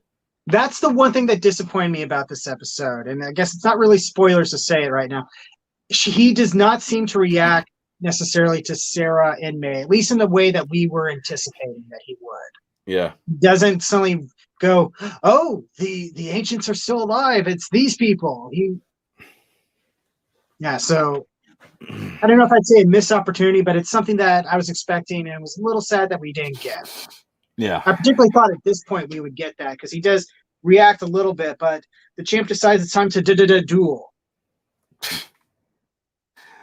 It literally looks like a video game. I know that it is, but we actually see the Tri-Ages gimmick. When I was watching this the morning it came out and this scene comes on, I just burst out laughing because I knew what the Tri-Age thing was because I researched a little bit about Tri-Age when I was trying to figure out what the heck it was based off of. And so I'm sitting there at the computer with my headphones on and I start laughing and my wife kind of looks at me like, what the heck is going on with you? Yeah. Let me There's address I think I laughed at the exact same point of something funny on something she was watching on her phone. Yeah. Let me address a comment just real quick. Go They're for it. talking about would Alice basically recognize Sarah? It's like, I think he would see, like, she's the spitting image of one of his creators. Mhm. There's no way he wouldn't notice. So, like, I think he sees her very, very briefly coming soon, but there was not enough time for him to think about it. So I think, like, if they were going to talk ninjutsu their way out, she would be the one that would have to do it, because she would literally be one of his creators telling him to stop. So, and so the next few things are the setup for all this, and he's got 3 cards, and he actually picks up a card from the screen, yeah, turns totally. it around, and shows He's that's the Kaiba. H1 Titus. He's Kaiba. Let's just be honest here. Yeah, so the age 1 I Titus. don't need friends, I have money. Yeah. Almost. Actually, he looks kind of like Kaiba in real life. But I love this fact the sword splits, the card appears, and then, like, you see the attack functions and all this. Burst occurrence. Plus, you were like expecting him to bust out like the big beam sword, and then suddenly it becomes a card, and you're like, "What the hell is going on here?" Yeah. So and then, this card was like a little roulette thing, so it just happened to land on like max attack burst or whatever. Bob says the tri-age wouldn't work on Eldora. No, the weird part is it would. No, the weird part is that it would do it. So yeah, I think I just love this scene. This is so freaking cool looking. So he swings a sword and punches Alice in his last spaceship out of the sky. So weird. Like, it is so strange and dumb, but I can't help but love it. So when you guys told me before that the tri-age can summon quote unquote other age Gundams, this is not what I had in mind. This is very similar to what the tri-burning did when it summoned its particle forms, other particle forms. I saw my exotitis. That's funny. Somebody made Fist. that comment on the episode. I remember that one. Yeah. Captain Xeon's Axis drop is better. I would agree. I think Axis drop is technically better than a giant fist from the sky. Although that is a really, really big fist. I think this would have been awesome if you used it against the not Psychodotris. the Neo Psychodotris. I think if he used that to punch that thing out of the sky, it would have been amazing. That would have been cool. I would have been totally down for that. Oh, I like this. It's decayed, but it's wizard. So double up the Kamen Riders. Champ is using Plavsky particles. Fighter connection is being constantly. He's not using Plavsky particles. Nobody's using Plavsky particles. There are no Plavsky particles in this universe. This is GBN. I mean, in GBN, maybe Plavsky particles exist because stuff from Build Divers exists. Or Build Fighters, yeah. Whatever. I wasn't wrong. And they had a chance to say, "Oh, we use Plavsky particles" when we saw the GB Dual system, whatever it's called. Okay, and they didn't call them that. They just said that it's coated with a special thing to make the parts move. Yeah. Okay, so Machine Core is saying that the Alus ships are like the L's from 00. No, I proved that these are actually ancient warships, just slightly recolored. Did I show that last week, or did I just show it to you? I think you showed it just to me because we didn't have a chance to pull it out. I think I pulled it up like right at the beginning of last episode or last live stream. I have to dig it out.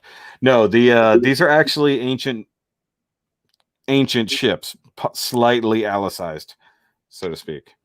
Yeah, see, Victor says I did. Yeah. They definitely, if you go back and actually look at the stuff from the L's, they don't look like that. They have some minor that was similarities. My first thought too, but the L ships tend to just be a single spear, stiletto. Yeah, they were very simple. Yeah, exactly. This is 2 pokey things. Yes, it's 2 very forward prongs, 2 side pods, and 4 thrusters. If you actually look at the images we saw of the ancients when they left Eldora, It's an oddball angle, but it looks just like this. And yes, I did post it on the community tab, Riser, and you are correct. So yes. So Alice sees that things are going bad and decides to go Devil Gundam. Oh yeah, and we got this shot was just for more references.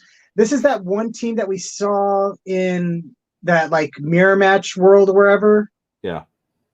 And there's the Black Rig Shoku, the I forget what the red and pink one is called. Almost looks like a messer, but maybe not. It has a kit that just came out or is coming out in association with the Hathaway's Flash or something. Yeah, that'd be the messer. Okay, thank you. And it's and that's the that's your arc lance. I keep saying arc lance. This is what it is. But I love the idea that like his ship crashes and turns into a castle. That's what it looks like. It's like now it's sticking out of the ground. It's got towers. It's all Castle of Lions. Alus modified L ships. No, Alus modified ancient ships. Yeah. The L ships kind of look like whatever they want to look like. They're not even ships, technically speaking. All of them are actually individual clusters of life forms. L's are weird. Jagdoga. It's either a Jagdoga or a Messer. They're very similar. I think it's a Messer though, and it's very big. I want that kit. I just haven't bought it yet.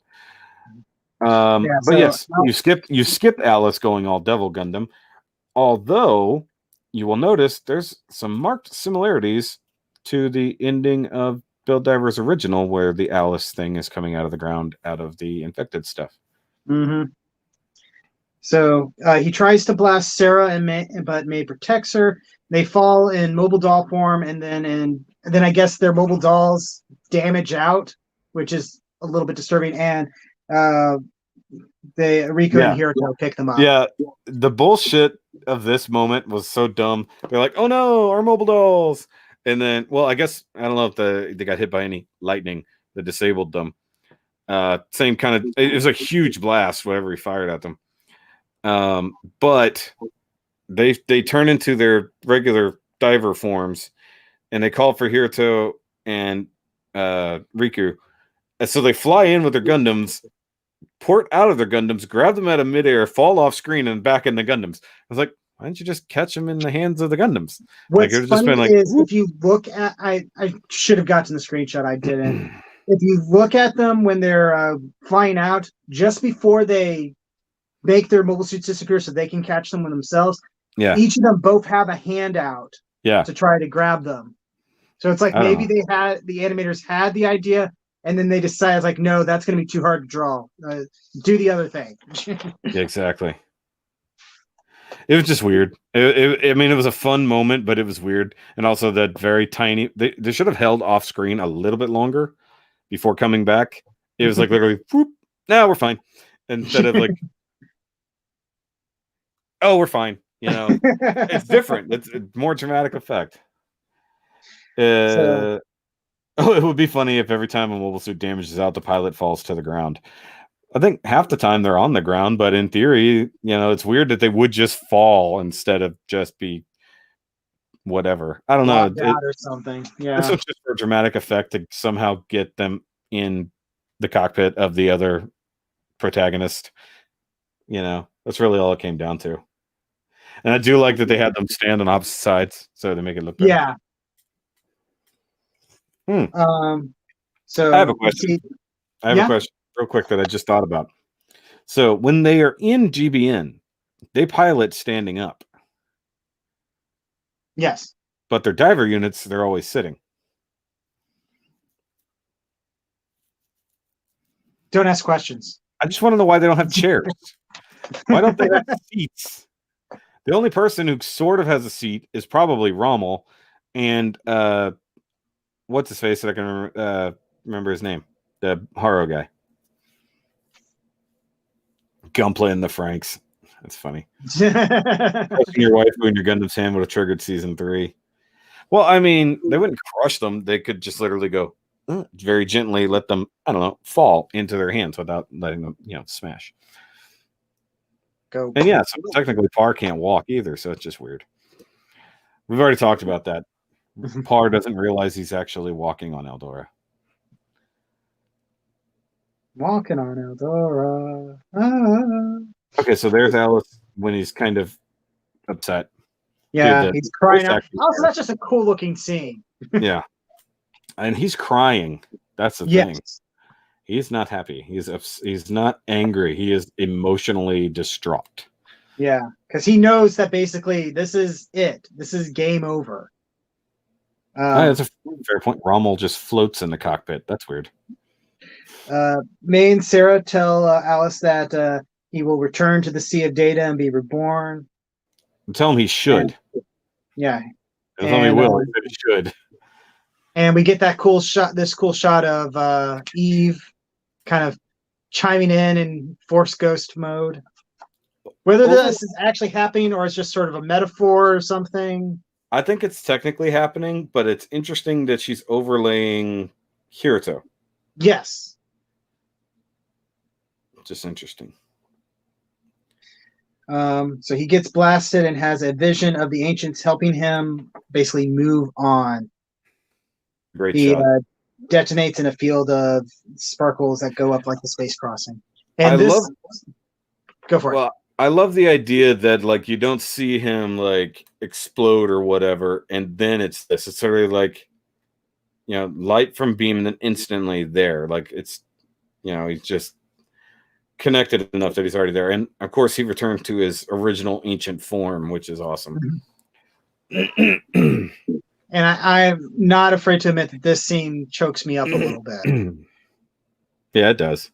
Because he even cries at the end of it. Like he's finally able to join back with the people he's been waiting for millions of years.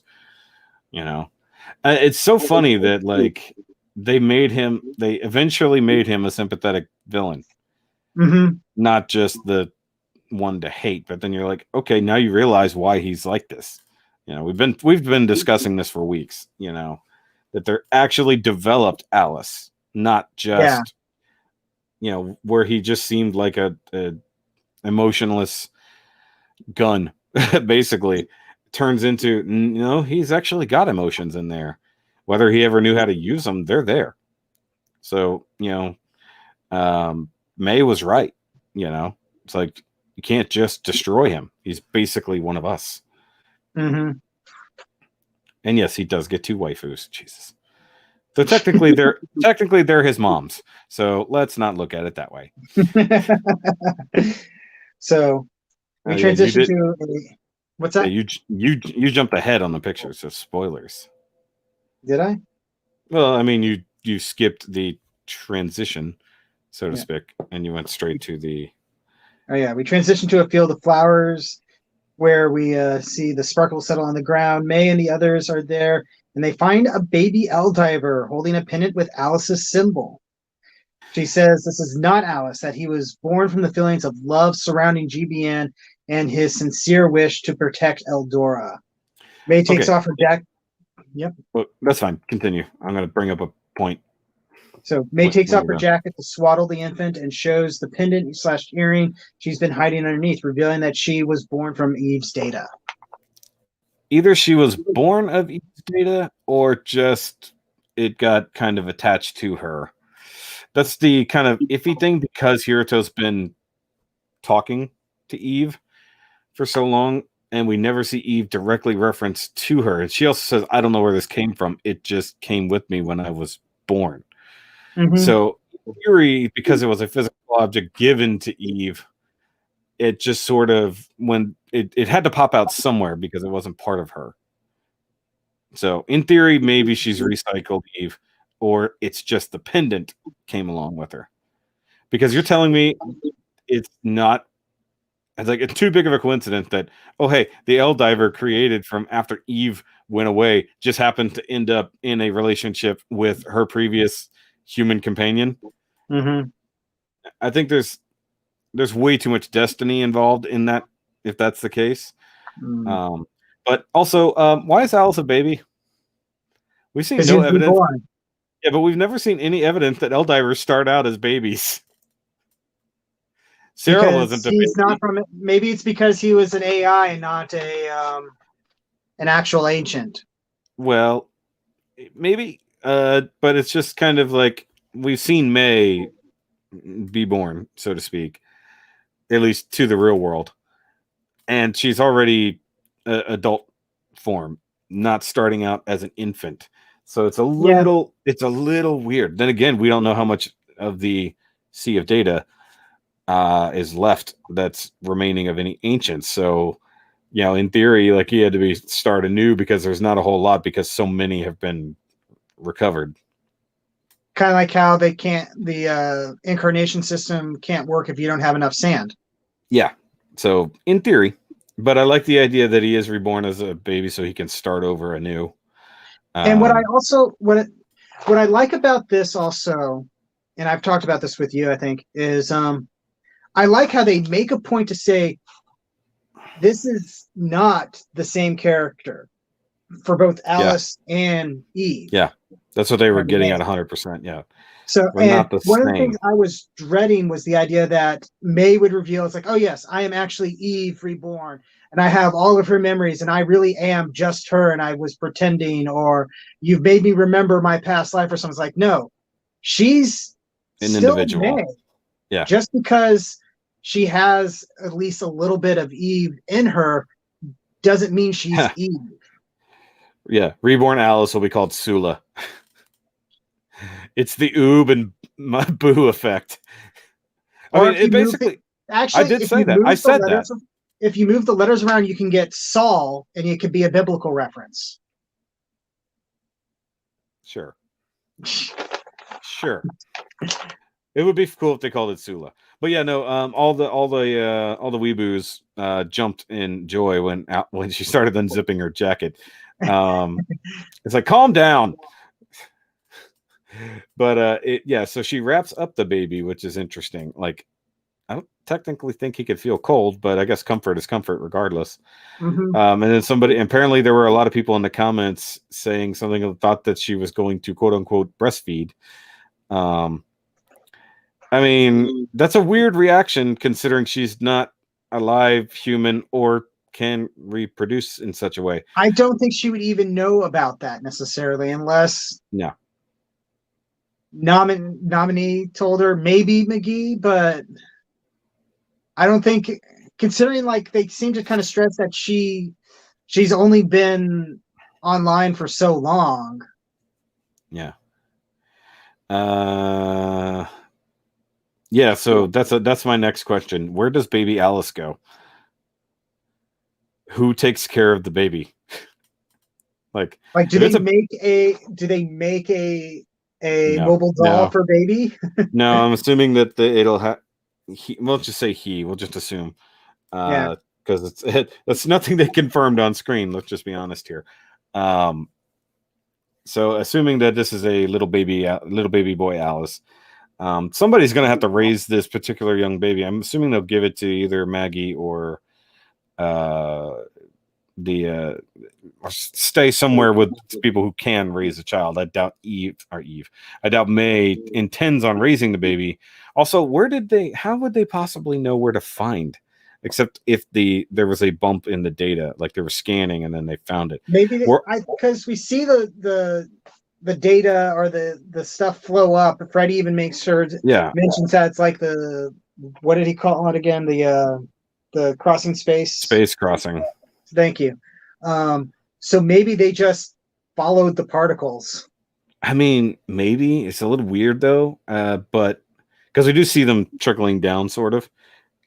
But I'm assuming they just followed wherever picked up. It does look like the same planet that Hiruto, his personal world or whatever, or space. But there's the tutorial world. Yeah, there's no real guarantee of that. It has a lot more different kinds of flowers. Yeah, but then again, it could be blooming season for all we know. We don't know how that works in GBN, but it's interesting to be completely reborn as a baby. Starting out literally anew, and they tell him, look, go start new. So he'll have to be raised, but like the idea that he's the love of people of GBN who love GBN and Gunpla combined with Alice's wanting to protect Eldora were turned into this child.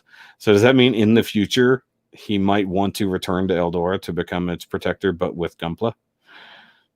I can easily see this baby becoming the protagonist of like the next season or something. Yeah, maybe. And part of future season. And part of the conflict would be also like the character uncovering what their past life did and having to wrestle with their past quote unquote deeds. Yeah. Also, does this make Maggie a grandma? Yes, it does. Or grandparent. Flower films seem to be cradle of Divers. Maybe. We don't know where the other ones ever popped up. It's like there's like 80 plus, and we don't know. So yes, the idea that she has held this earring, I think you called it a pendant, earring around her arm hidden for so long, just because, which is interesting. And somebody was talking about how her name is May and the birthstone of May is an emerald and she's green and all that. I don't know if that's an intentional tie-in. Because I made a May that doesn't have any green in her. I also just noticed that on my end, my screen is completely frozen, so I can't see anything that's going on now. That happens. I've moved on to the next screen where she's crying because she doesn't understand why she's crying. Yeah. So he thanks her for connecting so many people's feelings, and she starts crying. She doesn't understand at first, but Hiruto tells her that these are tears of joy. And this reminds me of that scene in Star Trek Generations when Data finds Spot after the Enterprise crashed. Yeah. You know what's funny is I had a lot of Data/lore comparisons between Alus being very lore-like and Eve being very Data-like. Yeah, I could totally see that, particularly since I rewatched those episodes recently. Yeah. May spelled backwards is yam. Maybe she's actually a sweet potato. No. May is a Taurus. Not necessarily. May might not be a Taurus. May could be Gemini. I don't know. Yeah. Oh, it does look like kind of like all the field of flowers from End of Awakening of Trailblazer. That's interesting. Yeah. Oh, a little bit, doesn't it? Particularly with the color scheme they're using, right? Yeah. Same place as Sarah was in the very first episode of Build Divers. I mean, it's really hard to tell, because everything looks like a cool grassy field with flowers.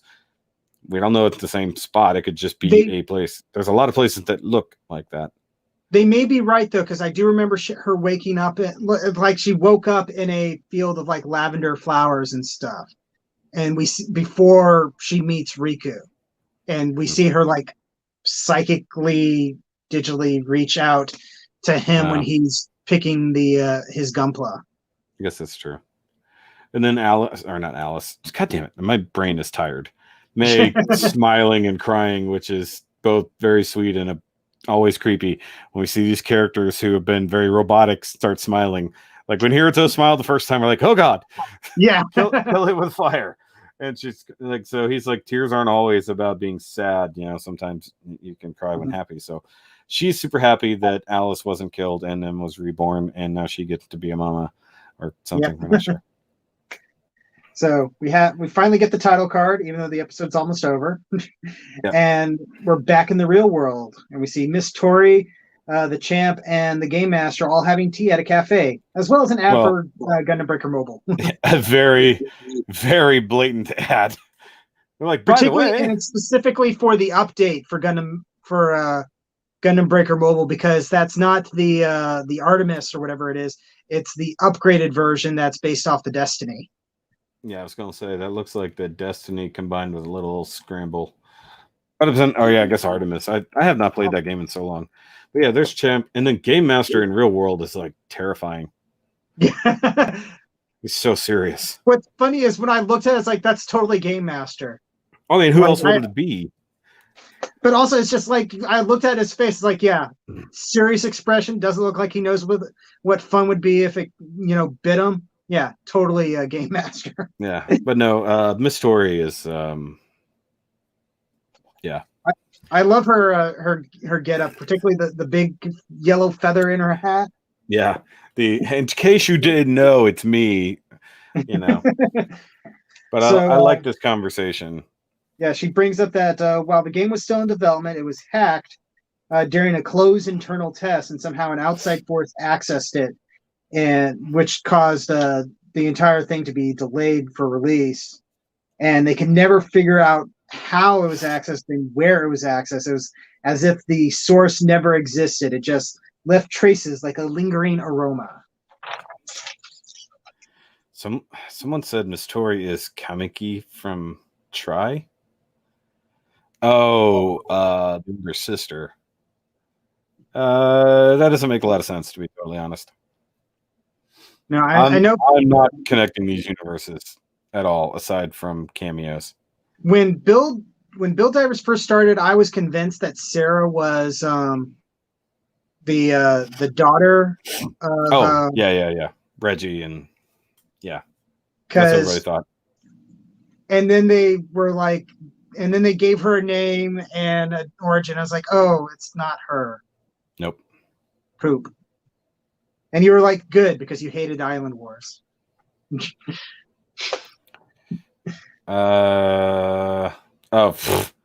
so now there's another theme or a theory.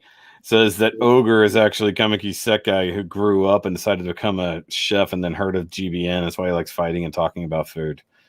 He doesn't act like Sekai. I mean, and plus he doesn't really use martial arts moves. He uses swords more than anything. If anything, Tiger Wolf would be a closer akin to Kamiki Sekai. When a spark goes online, there's great joy. When one is extinguished, the universe weeps. Nice. But either way, yes, they're talking about how the original form, there was a weird access left behind, a really strange signal. And then before Sarah was discovered, they saw these same weird glitches. And then, of course, post battle, when everything was wrecked, same thing. And then now they determined when Alus popped in, it was the same. So Yeah. the whole conversation leading to the idea that every weird little thing that has happened in GBN, in a way, was caused by these ancients on Eldora. Also proving that the champ totally knew what was actually going on this whole time, which is why he said what he said. I don't know what else you got here. Yeah, left traces similar, like a lingering aroma, which is interesting. Yeah, and then we see a picture of Miss Story flying around looking for errors that apparently can't be found. But there's like, if you look at the screen, it's like there's evidence that something happened, but her screens are saying that they can't find anything. They don't, so she has no idea what's going on, just that something happened. Yeah, and so like, something accessed it, but they don't have a trace for it. They don't know where it came from. Resources not found. Yeah, Things and like there's that. like a little chart that shows like a huge jump. Yeah. And then like a valley. Yep. I gotta wonder if there's any like a hidden code there. I don't know. I'm not gonna try to. I didn't see any when I was looking at it. But yeah, they basically say that new life, all the Divers that exist because of this. Yeah, she speculates that the ancients being electronic life forms must have been a factor that allowed life to be born in GBN. That's on the episode the morning after Eve died. Maybe. Traces from Eve, break decaling. I mean, they said before Sarah showed up, but Eve died while Sarah was still in existence because she was absorbing the damage that was happening around Eve to protect, or Sarah to protect her. Yeah. So, notice small Hiruto at the right panel. What? Talking about? I don't know what he's talking about. Oh, no, he's right. That's Hiruto right here. My screen is still frozen. Oh, I didn't know you were still frozen. No, yeah, I didn't even see that. Right above that panel where it's calculating, that's Hiruto standing there. So that is the morning that Eve disappeared. Huh. I'll need to go back and look at that. Yeah, he's in his Team Avalon uniform. Didn't even see that. And remember, he saw a bird in the sky. Captured the picture. And remember, he saw a weird bird in the sky right then. That's right. So they did show it. Okay. Yep. I didn't even notice that. You took the picture. I didn't. I know. So I didn't even notice. That's crazy because and that's also one of the first pictures I grabbed too, because I was in that back end of it for a sec. Yeah. Oop. I shrunk the thing. There we go. Yeah. So, next up, I don't think I even have pictures of this because it was so quick, but it's like Sid leaves the hospital. Hiruto's parents learn the truth about what's going on, but they seem to be okay with it all. Yep. Everyone in GBN is buzzing over what happened, and it looks like Cosme is now part of a team with Captain Xeon and Patrick Coruscant. Triple C. Triple C.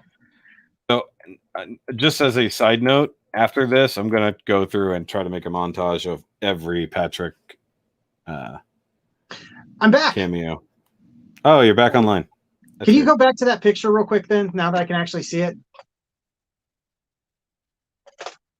Holy crud, you're right. Yeah. I'm not right. They were right. They're the ones who told me. Anyway, so I did get a picture of that. Okay, so moving on. Yep. Back to Eldora. Yep, back on Eldora. Everybody's doing everybody's rebuilding. Mount Milong has been landed in the crater of the floating city that's name escapes me. Sagri. Thank you. Ah, damn it. Well, I love that it fits just perfectly enough to have a moat. Yeah, a little bit. Which also makes the eye symbol a little bit. In a little bit, yeah, you're kind of right. The only thing that's annoying about this is when they show them like building docks ready to, and ships and stuff, or boats ready to go out in the water. It shows the land enclosed in front of them, not open. But I like how they built a bridge. So they parked it here, and then they built a bridge out to it. You can also see like where they carved in the mountain, carved a little road that zigzaggy and stuff. Yep. And a makeshift bridge on the other side. Yep. Oh yeah. Also, still bothered by the differing water levels. It's still a problem. It's either the water is at a different level, or they did a bad job of showing the actual edge of the crater. So this looks flat. I know it's not, but it looks flat. And then the water is coming uphill. The water is coming from the water around them uphill over the edge of the crater, waterfall down into it. Or maybe there's just a water source at the top of that crest and it's flowing down both sides. That makes no sense, and you know it. Maybe there's a spring there. I don't know. No, someone doesn't know how to draw perspective.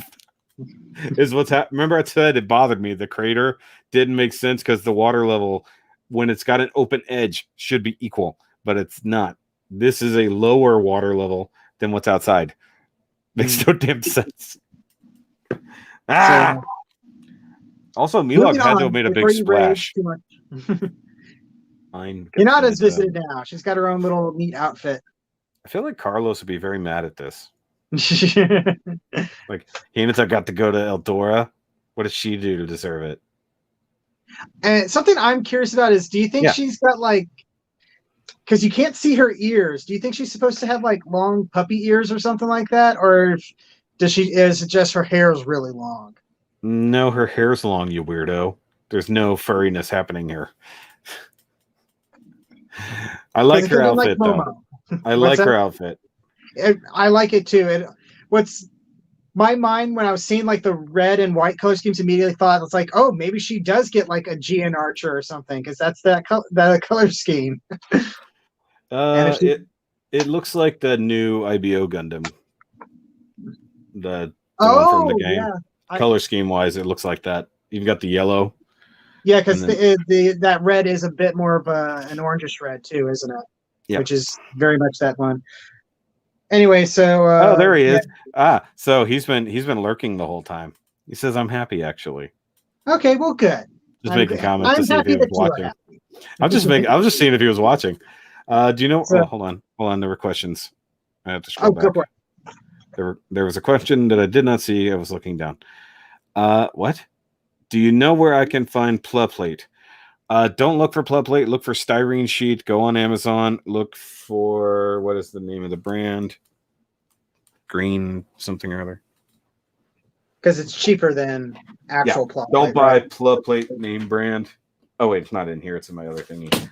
Go to Hobby Lobby. They have it. Hobby Town has it. A lot of hobby stores have varying degrees. So just look for styrene sheet. Make your life easy. You'll pay pennies per square inch instead of dollars. I wonder why Earth won't just make first-ish contact officially, because they can only send 5 people at a time through a video game. This is Captain. Is this Captain Zeon? No, this is Patrick. No, this is Rommel. Milog is where Seguri was, which is cool because now they have and also a protected place. Mm-hmm. Not that they should ever need it again. Don't like that only Alus died in GBN and no one else. Well, who else was supposed to die? It's a video game from them. Nobody was going to die. He's an electronic life form that has nowhere else to go when he gets destroyed. Questionable if what would happen to May and Sarah if their hit points reach 0. They would they would log out. But they log into GBN, so how'd Hinata get there if Freddy didn't summon her? Kudorn summoned her. Kudorn allowed him in. Yeah, Kudorn has access to the other plate or the other summoning pad. Yeah, Kudorn can technically can summon anybody he wants. So all they had to do was go, hit the buzzer. Hey, Kudorn, can you let us in? We got a friend coming with us. Yeah, so I mean, it's doable. Like, whatever. There's kids running around inside my temple. Why did you say this was a good idea? I hate you so much right now. Yeah. Hinata took Shido's slot because he never gets allowed to visit Eldora again by his sister. Technically, she said only one more time, right? Pretty much. Alus didn't die. No, Alus died. It's just that his data went out into the universe and then got reassembled in a tiny baby form. How does an electronic life form grow? Like, does he just level up? Like, it literally, now he's like Pokemon, a Tamagotchi. He must be like a Pokemon, and he literally will grow taller after a certain experience level. I want to know how baby Alus grows up because it's weird. Like, how it makes baby no sense. Born.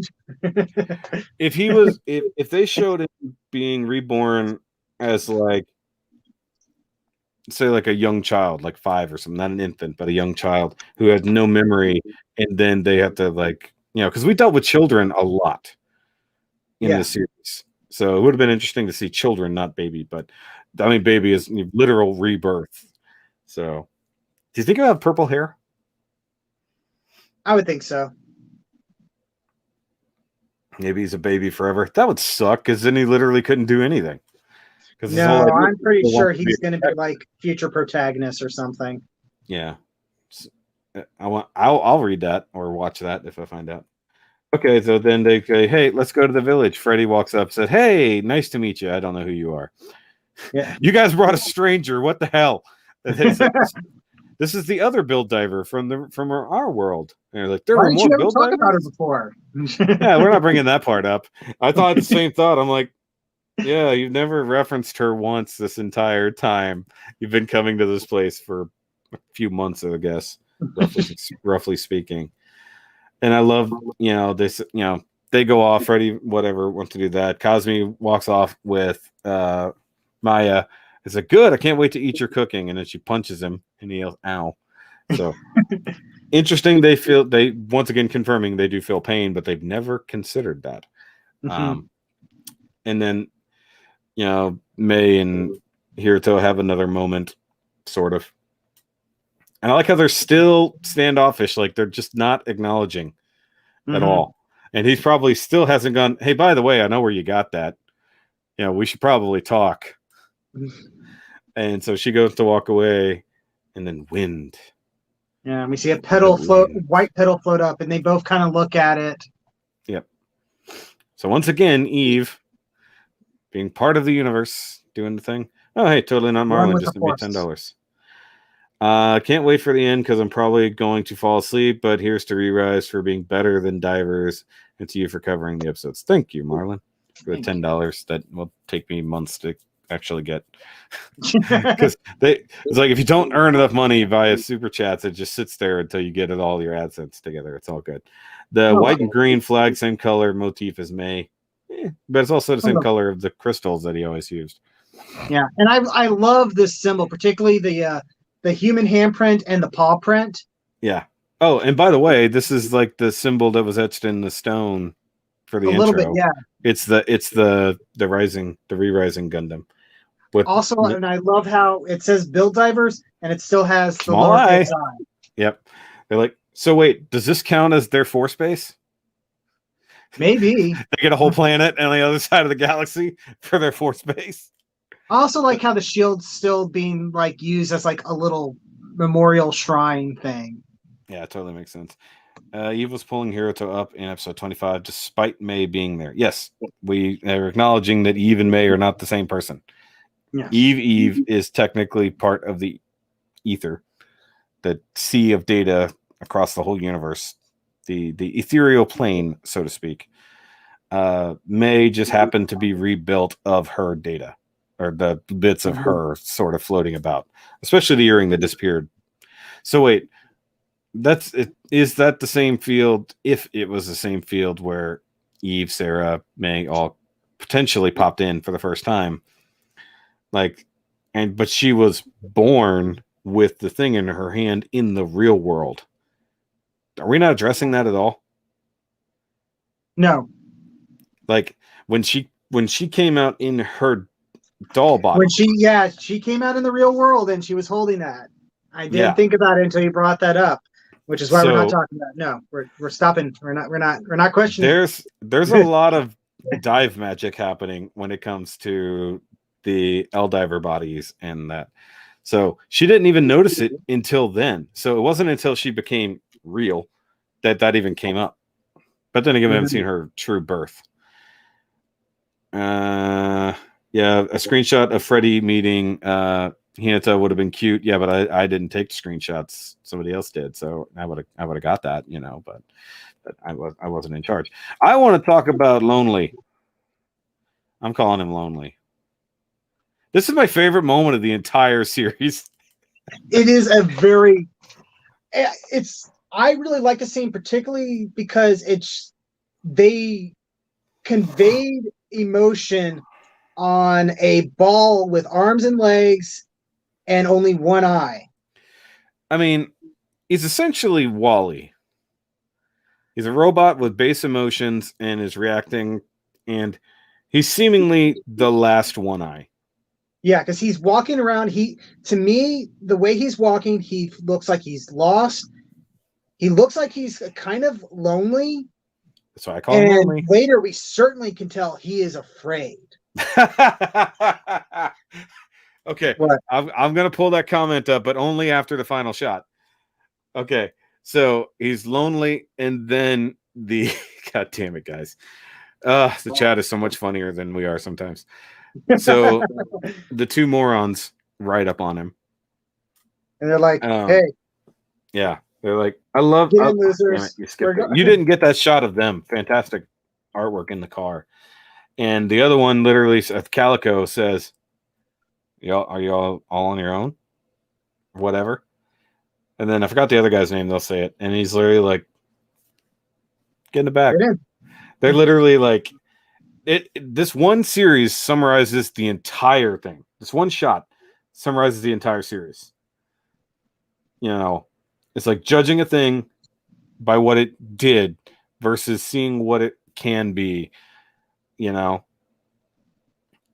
could have easily just said, fuck this, kill this thing. It destroyed our families, our villages. Run over it.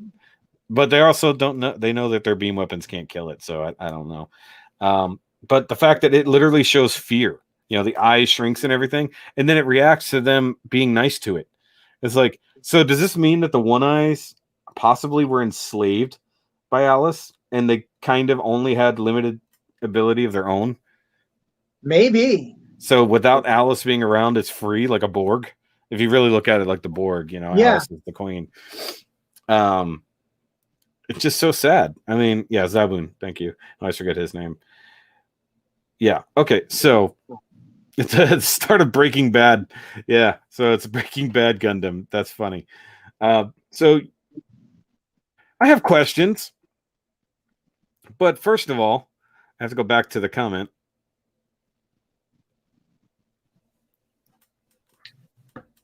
That was somebody in the comments. I didn't see that. Said that I don't too. read. I don't read the comments on the episodes. I don't want anything spoiled. Tequila on. Where the fuck did a giant sombrero come from? Where? Why do One they of the have a bases. giant sombrero? Just in case. Why? Like, I get it. It's funny, and I'm sure it's referencing something.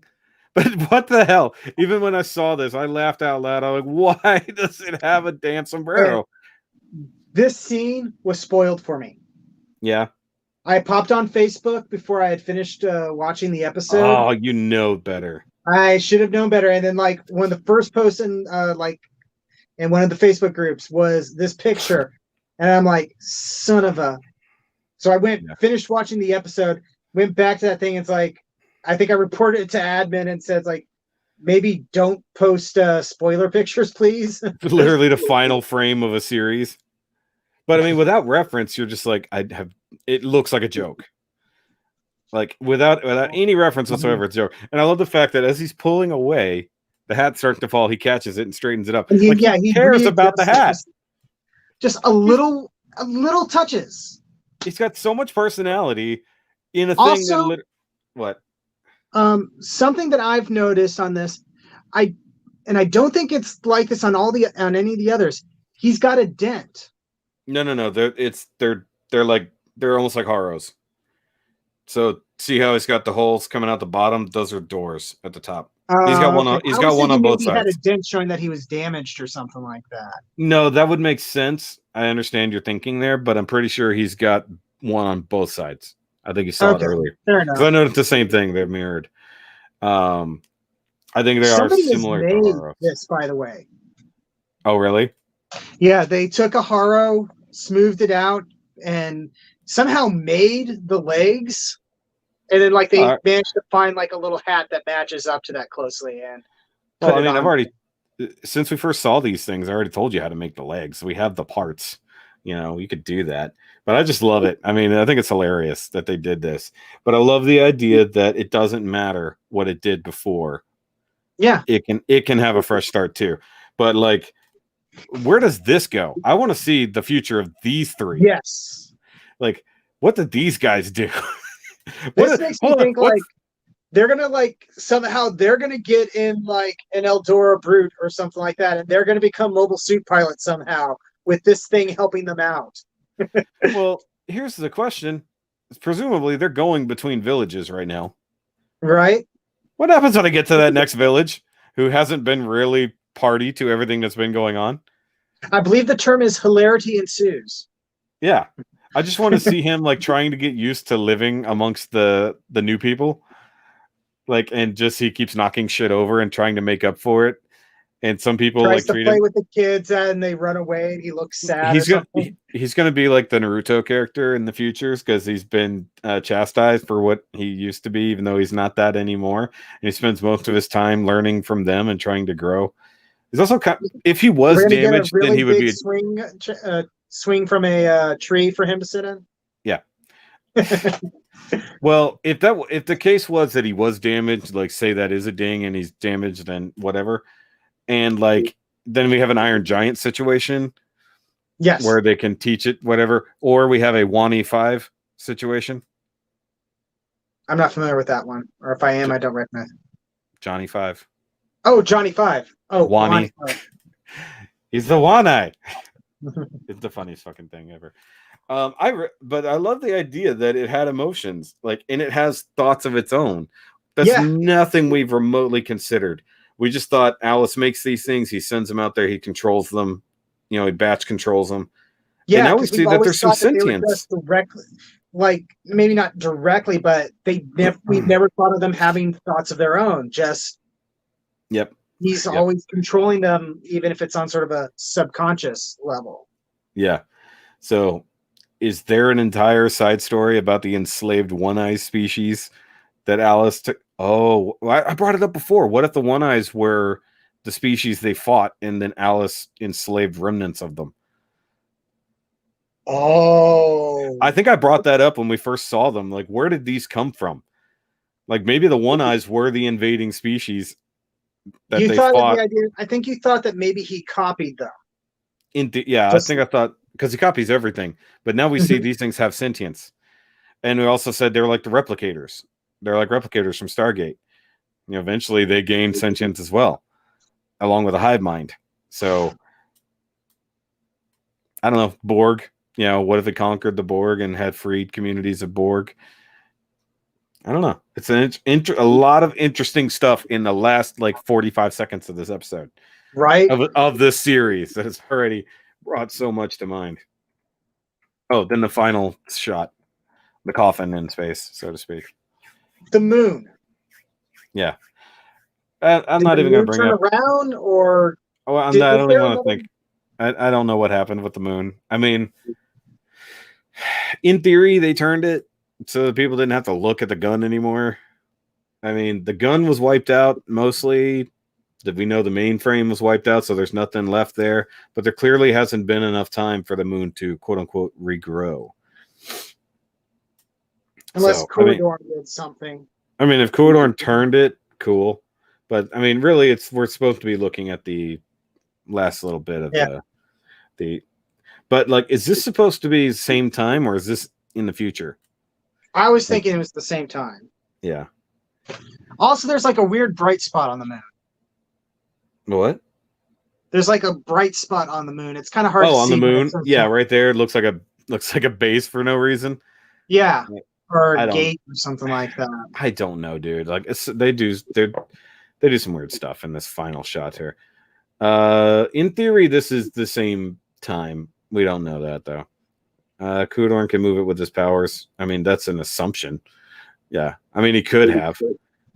Maybe. I mean, we don't even know how Alus technically turned it in the first place.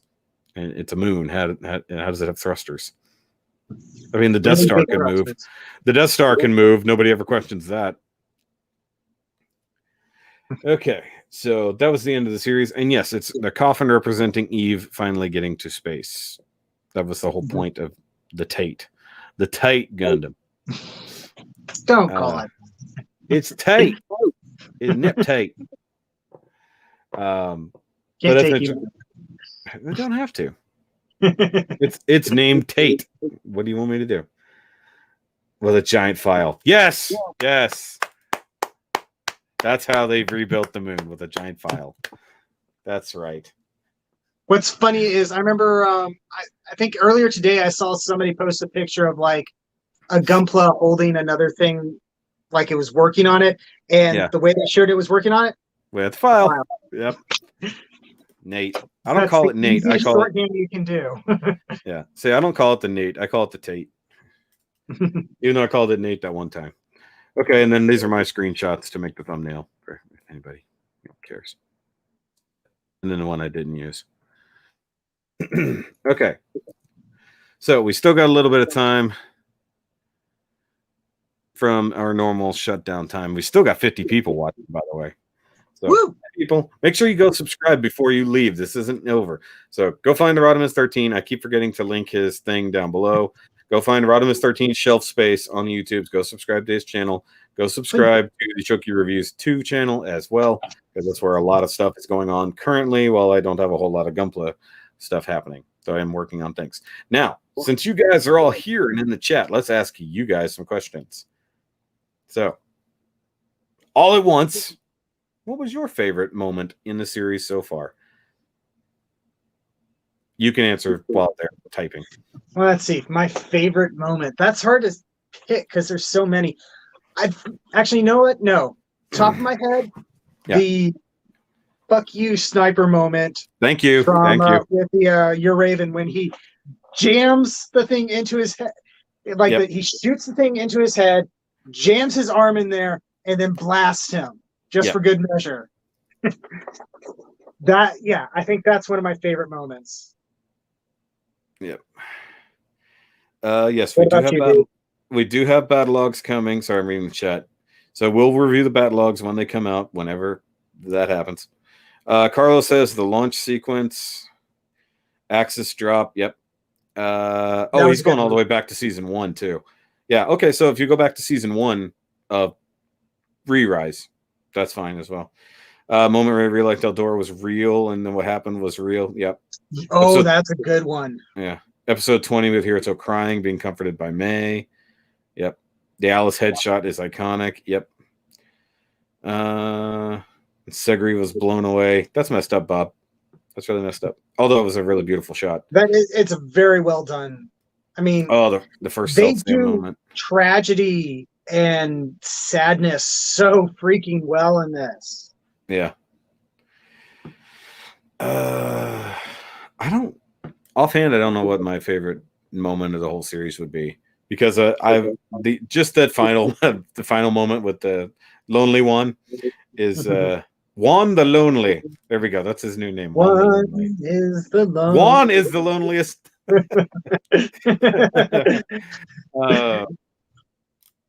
I don't know. I'd have to think about it, because there's like so many iconic moments, including the one I shot. But this isn't about us. This is about them. Cosme's. I was going to get to the characters here in a second there, Arturo, so just wait a second.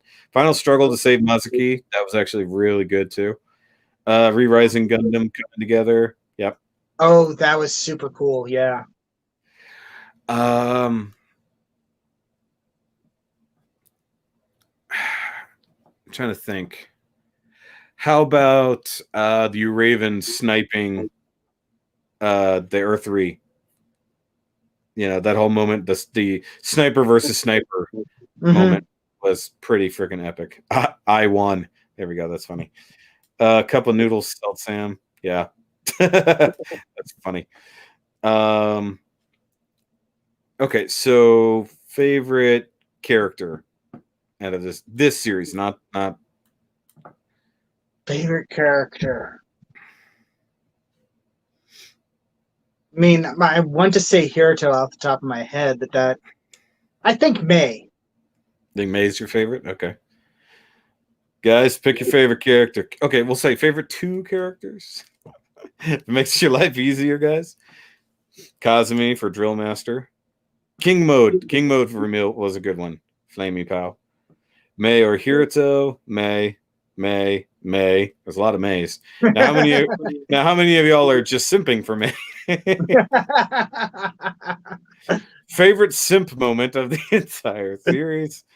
Kazumi, Hiruto, and Hinata. Fair point. Hinata's a good one, yeah. Yeah. So we got May Ritos, and we got what's Hinata, Hiruto?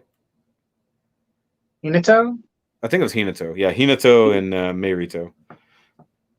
Kazumi and Hiruto. Does Maggie count? No, Maggie counts as an original series, so if you can't count Maggie in this. Maggie didn't do anything. Maggie was a plot device in this one. I guess Maggie was mostly a plot device in the first one too, but I simp for May. Yes, we know, Riser. I would say that at least for me, I mean, I want to say Hiruto, but he's the main antagonist. Somewhere near the end, like I started really liking Alice. I don't know if it was just good. I don't know character. I mean, I don't know if it was me just having to defend him so much that I ended up turning to the Alice side. I don't know about favorite though. Like,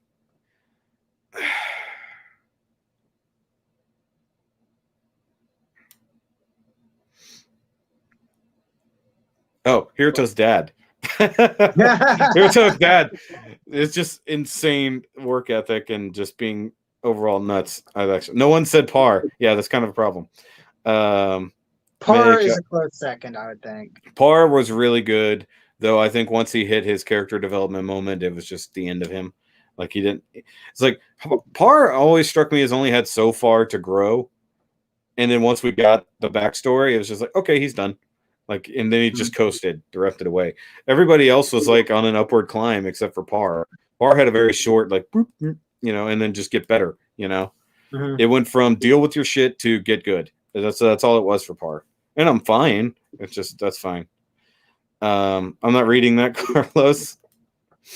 No one said Par. Par was good. Okay, so that was our favorite characters. Who had the most development? Since I mentioned it. Huh. Who changed the most from beginning to end? Changed. Kazumi is the first one that comes to mind, I think. Yeah, that's a good one. Kazumi. Kazumi and Hiruto.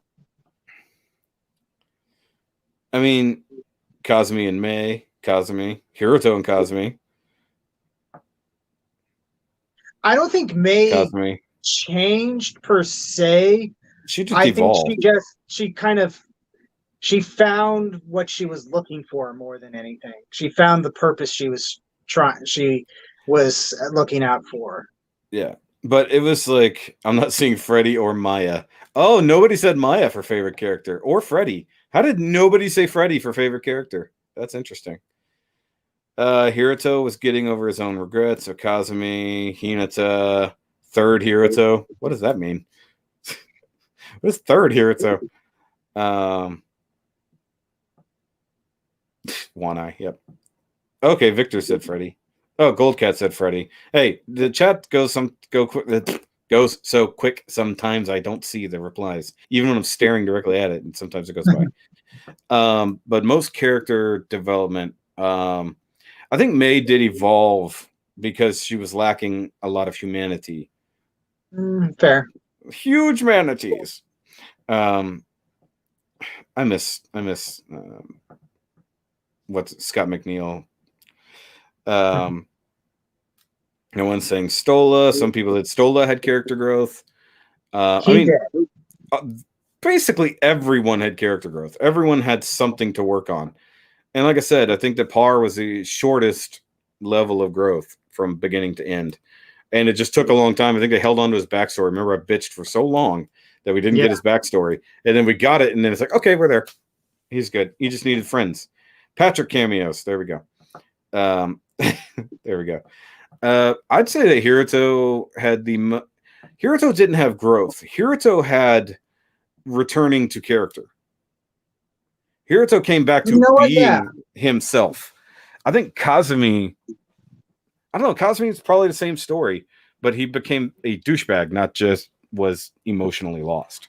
Kazumi turned into something that he thought he needed to get good and be better and be recognized. All he wanted, he just wanted fame.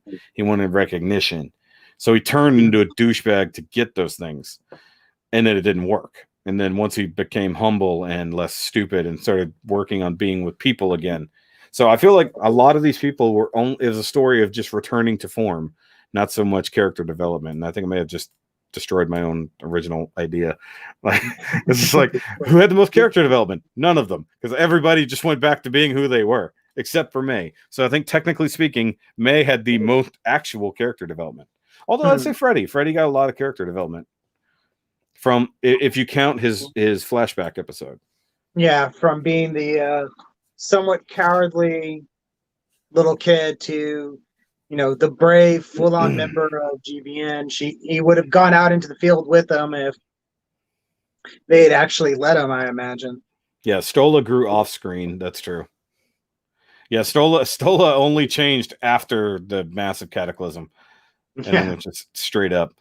Maya is my girl from ReRISE. That's fine. Everyone had issues. That was they were so real. Yes. And nobody other than Par was literally the closest thing to a child we had that weren't actual real children. Whereas the first series, like I said before, was all of these adult things happening through a kid's eyes. So that's why it was hard to like the first one. Valerian doesn't like Shido's sister, or almost doesn't like his sister, because she became the character who prohibits him to join Build Divers. Yeah, but that was also out of fear and lack of understanding, which is half of what happens here. So, you know who was one of my favorite characters that didn't do a lot, but I loved every time they were on screen? Ken, the shop owner. He was awesome. He's a great supporting character. Yes, because he was always trying to help out them in little ways. Yeah. Why are you saying that they never? Oh, they never addressed Freddy's book disappearing. Yeah. He never bothers to go look for it again. Well, I mean, he doesn't need it anymore. He can do everything he needs, and now he's got Kudorn to teach him. Kudorn, everybody said Kudorn was their favorite character. I think, in theory, Alus had the most character growth from start to finish, because most of everyone else, like Alus and May, technically grew as characters. Like they changed from and evolved from what we thought they were, and even what they considered themselves to be. But Kazumi, Par, and Hiruto were starting from a deficit to get back to normal, and then a little bit of positive. So I think starting from a standpoint, I think technically speaking, May and Alus grew the most. It's kind of an interesting take on the idea of like a story where you're returning to status quo, because we don't really see the status quo at the beginning. We see it afterwards. Yeah. I think Victor says Alus doesn't change. I think he does, because he went from a one-note robotic guard dog to finding out, I just want my creators to come back. And then being, like we discovered last time, the potentiality of him being scared that he's going to die without ever his creators coming back to him, and feeling like he didn't fulfill his purpose. So the show was also about purpose. You know, finding your purpose, finding the place that you belong. You know, and they were all super lost from different ways.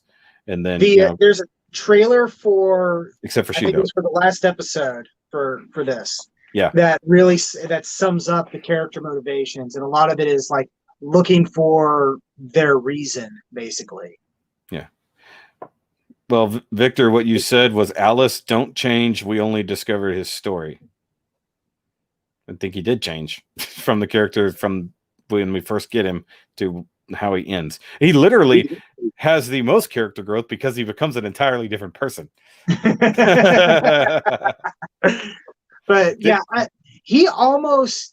there's been a couple occasions where I think he almost gave up. Yeah. And was ready to, I guess, surrender, for lack of a better term, but the fear and anger just became too much. Yeah. And he lashed out again.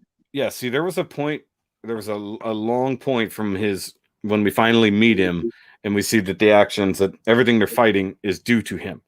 But then we go from where he's just here, like, I will beat you. It's like, I will beat you. I will come back. I will beat you again. And then he starts going, why do you keep winning? Why do I lose? You know, it's like everything starts, like, he starts having emotions. He was totally emotionless. And then he started getting angry. And then once he got past that anger, he also started getting more creative, which was interesting.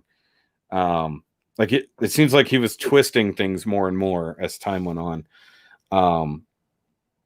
So he became desperate. He became angry. And then he became sad. And that was the part where you're like, oh, we thought this thing was literally this one note, I will kill you all because that's my job, into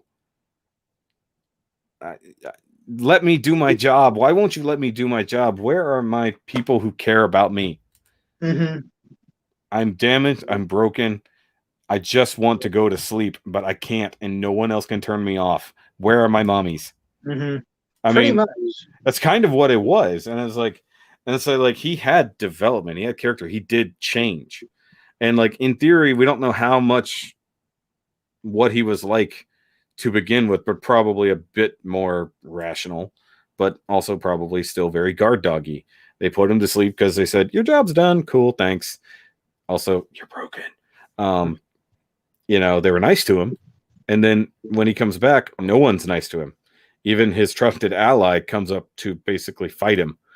He'd go in there to fight, but he saw it as that. Alus had no one.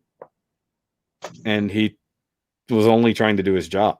So like, that's where I start feeling sympathy for him. And like, we were meant to feel sympathy for our main characters and everything they went through, the tragedies of people dying, even synthetic people or real people, doesn't matter. It's like, technically speaking, Alus lost the most out of everybody. He lost his entire way of life. He lost his creators. He lost all of his people, and he lost his purpose. And then was presented with, you're wrong for doing the thing you're supposed to do.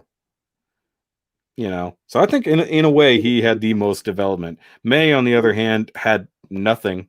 She was very one note, and then spending more time with her human friends and learning more how to be human, she became more human.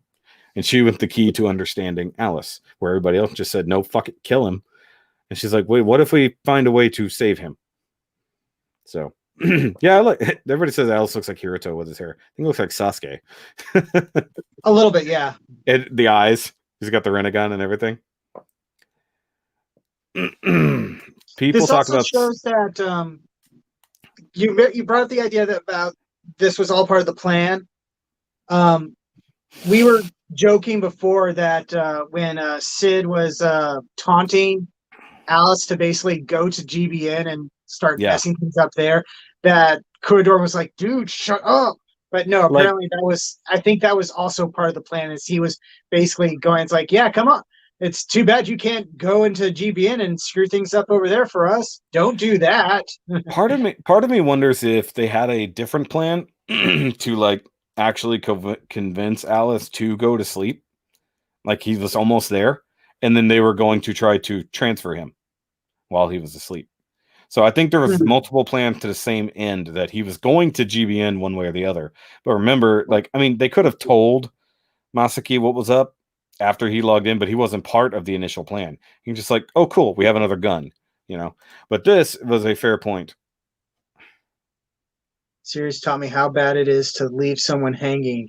Ancient's telling Alice someday, and Eve saying the same thing to Hiruto. Yeah. Yeah.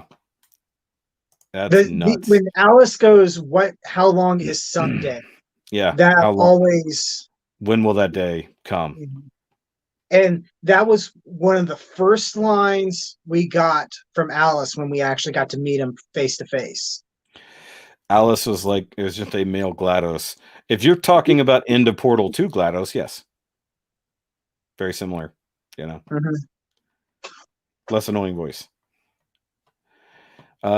Stakes can give actual consequences to actions. Puppy people where space cannon died.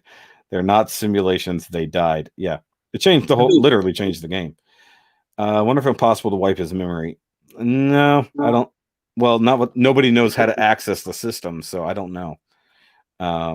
So I guess goading him into going to GBN, you would never know that he was going to plan to do that. They left him no other way out, so to speak. But there's no way they knew he would definitely do that, or that he would bring weapons with him. Still have a problem with that. Like, it's just like, oh, by the way, I didn't actually have these, but I do now. I like your plan, except it sucks. But the way he said it, like, you could tell he wasn't acting. He meant it. And yeah, Kudorn's reaction is like, dude, what the hell? Like, so I think they were planning on getting him to go to sleep and then somehow bringing him through if he couldn't go on his own. What if they dressed up the L divers into the ones that controlled Alice and trick him to sleep? I said that. I think I said that last episode. I was like, we were expecting like something with Eve and Sarah and May to spark something in Alice, and we didn't quite get that. Hey, here's a good point. Alice is an excellent personification of wrath. Yeah. Hopeless valor, the drive to fight, even though you have nothing left to fight for. No allies, no homeland, surrounded by enemies. Yeah, because he even makes a comment similar to that, where it's like I had my fleet and army is wiped out. There's no chance of retreat. Yeah. And it looked like he was about to activate like a self-destruct sequence or something. I thought that's what he was going to do, but it was glitching. So, like, it was broken, too. Like, he just couldn't do it. So, like, I mean, once they got him to GBN, I don't know what else they were going to do. Like, I was talking about how do you slap a build decal on him, and he just, like, downloads into an ineffectual body. Sure, that would have been a good idea. but instead they Oh, went we with sort of got something like that. they went the other thing where I said two ideas. They slap a thing to get him into. Well, I said they make him an L diver, one way or the other. So they did in a way, you know. And it's cool. I mean, like it's so weird to be like, okay, I'm so invested in this character. I want to know what happens to this baby, like in the future. I do too. I am convinced that he is going to be the next protagonist or something. Yeah. Oh yeah, Ben R. Yeah, Alice is now Kratos. I had that thought, except that Kratos is such a deeply complex character. Alice isn't as complex as Kratos. Kratos from God of War? Or, yeah. Okay. I don't actually have any of those games, so. Technically Hiruto would be Kratos in comparison. Yeah. That I would say that. Somebody draw the ancients going out to buy a pack of smokes in the middle of the night. Yep. So like literally in the car. All right, son, I'll be right back. And then they're driving off. Man, I hope, man, Dad's been gone for those cigarettes for a long time. Alice's loneliness, depression, and mental. Yeah, this whole series really covered the effects of mental illness and depression on people. Which, coming from Japan, who don't have the best track record dealing with stuff like this, is pretty impressive. Yeah. So would Alice get another core Gundam or something new? I would assume completely new. The question is, we never even figured out how May got the Wodan pod. Like, did she pick it? Like, oh, this is interesting. Or did somebody build it and said, here's your Gunpla? Or did she build it herself in the real world? Because that would be kind of interesting.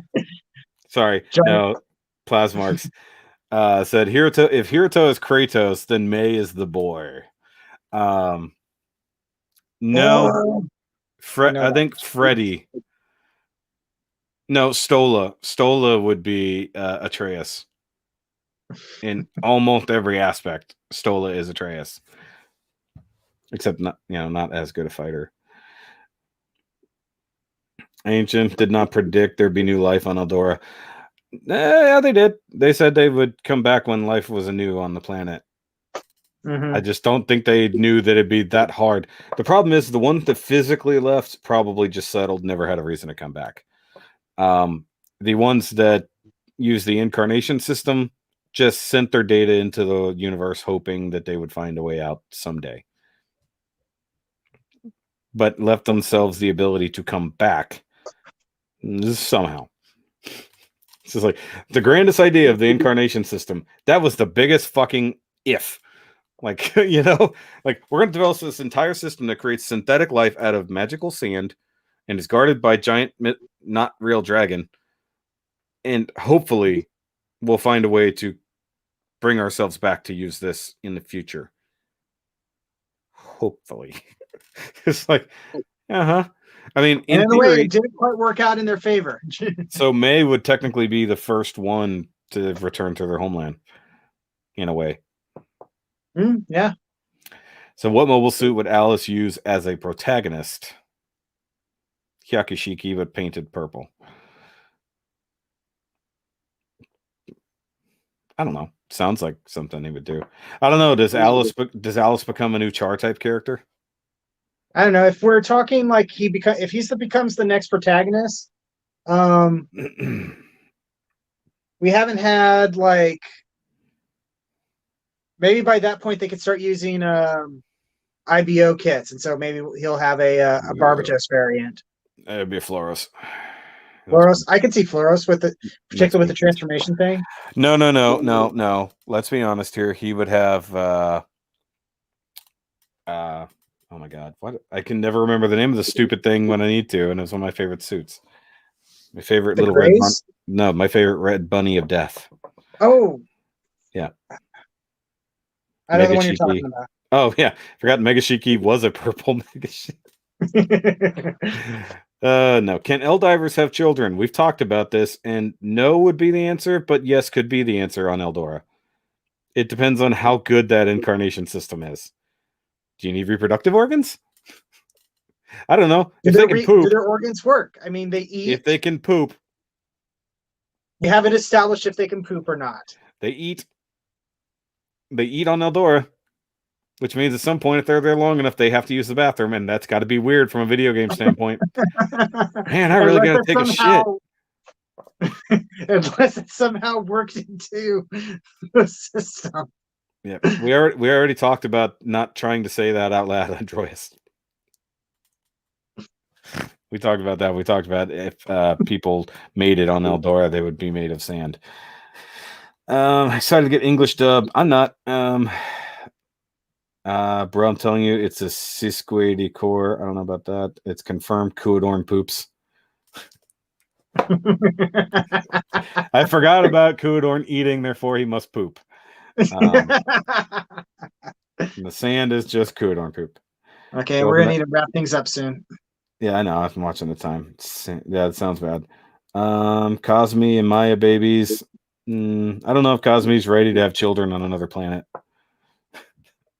He's barely capable of handling himself on Earth.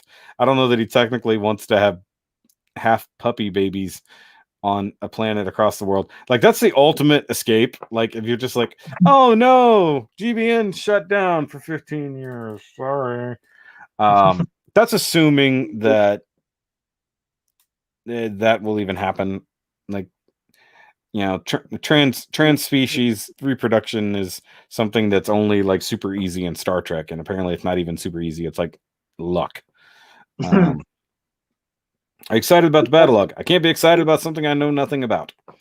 I can. I mean, I'm glad they're gonna do one, but I was so depressed by the battle logs last time that they never gave us a full series. It was like a big bunch of teasers. He's like, they left that series on a cliffhanger. Where can I read Gundam manga? I do not know. Online. That's the best I can tell you. Go find it. I don't. Related to something to what you just said about the cliffhanger and stuff like that. One of the things I do like about the way they ended things here is if this is the end of the series, it's not a bad ending. Yeah. They've wrapped things up fairly well, but they've also left enough open that we can come back and explore other things. So if there isn't a Build Divers season 3 or ReRISE part 2 or 3, yeah, what would they call it? Build Divers something. Yeah. So like my thought was like way forward, and it's spelled FW : or something like that. Yeah. Well, Carlos, other Carlos said in the BD Rise manga, it's doing the same thing as ReRISE, where it's telling the story in a different angle, with Rise wanting to be better than Hiruto and become champion. So in theory, I don't know the connection there, but he knows him. That's why he got he also has a core Gundam. Be a horror body thing. Hey, don't talk about the other things. It's fine. The happy ending, just like 00. I mean, sure, 00 had a happy ending.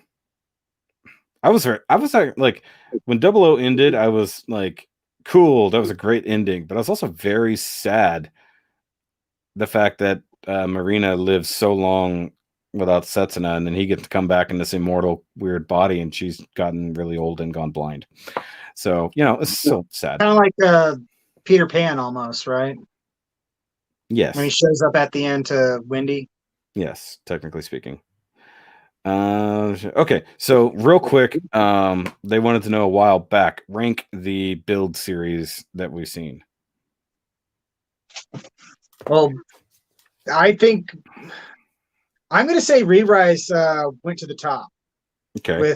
With Build Fighters at number 2, Try at number 3, appropriately enough.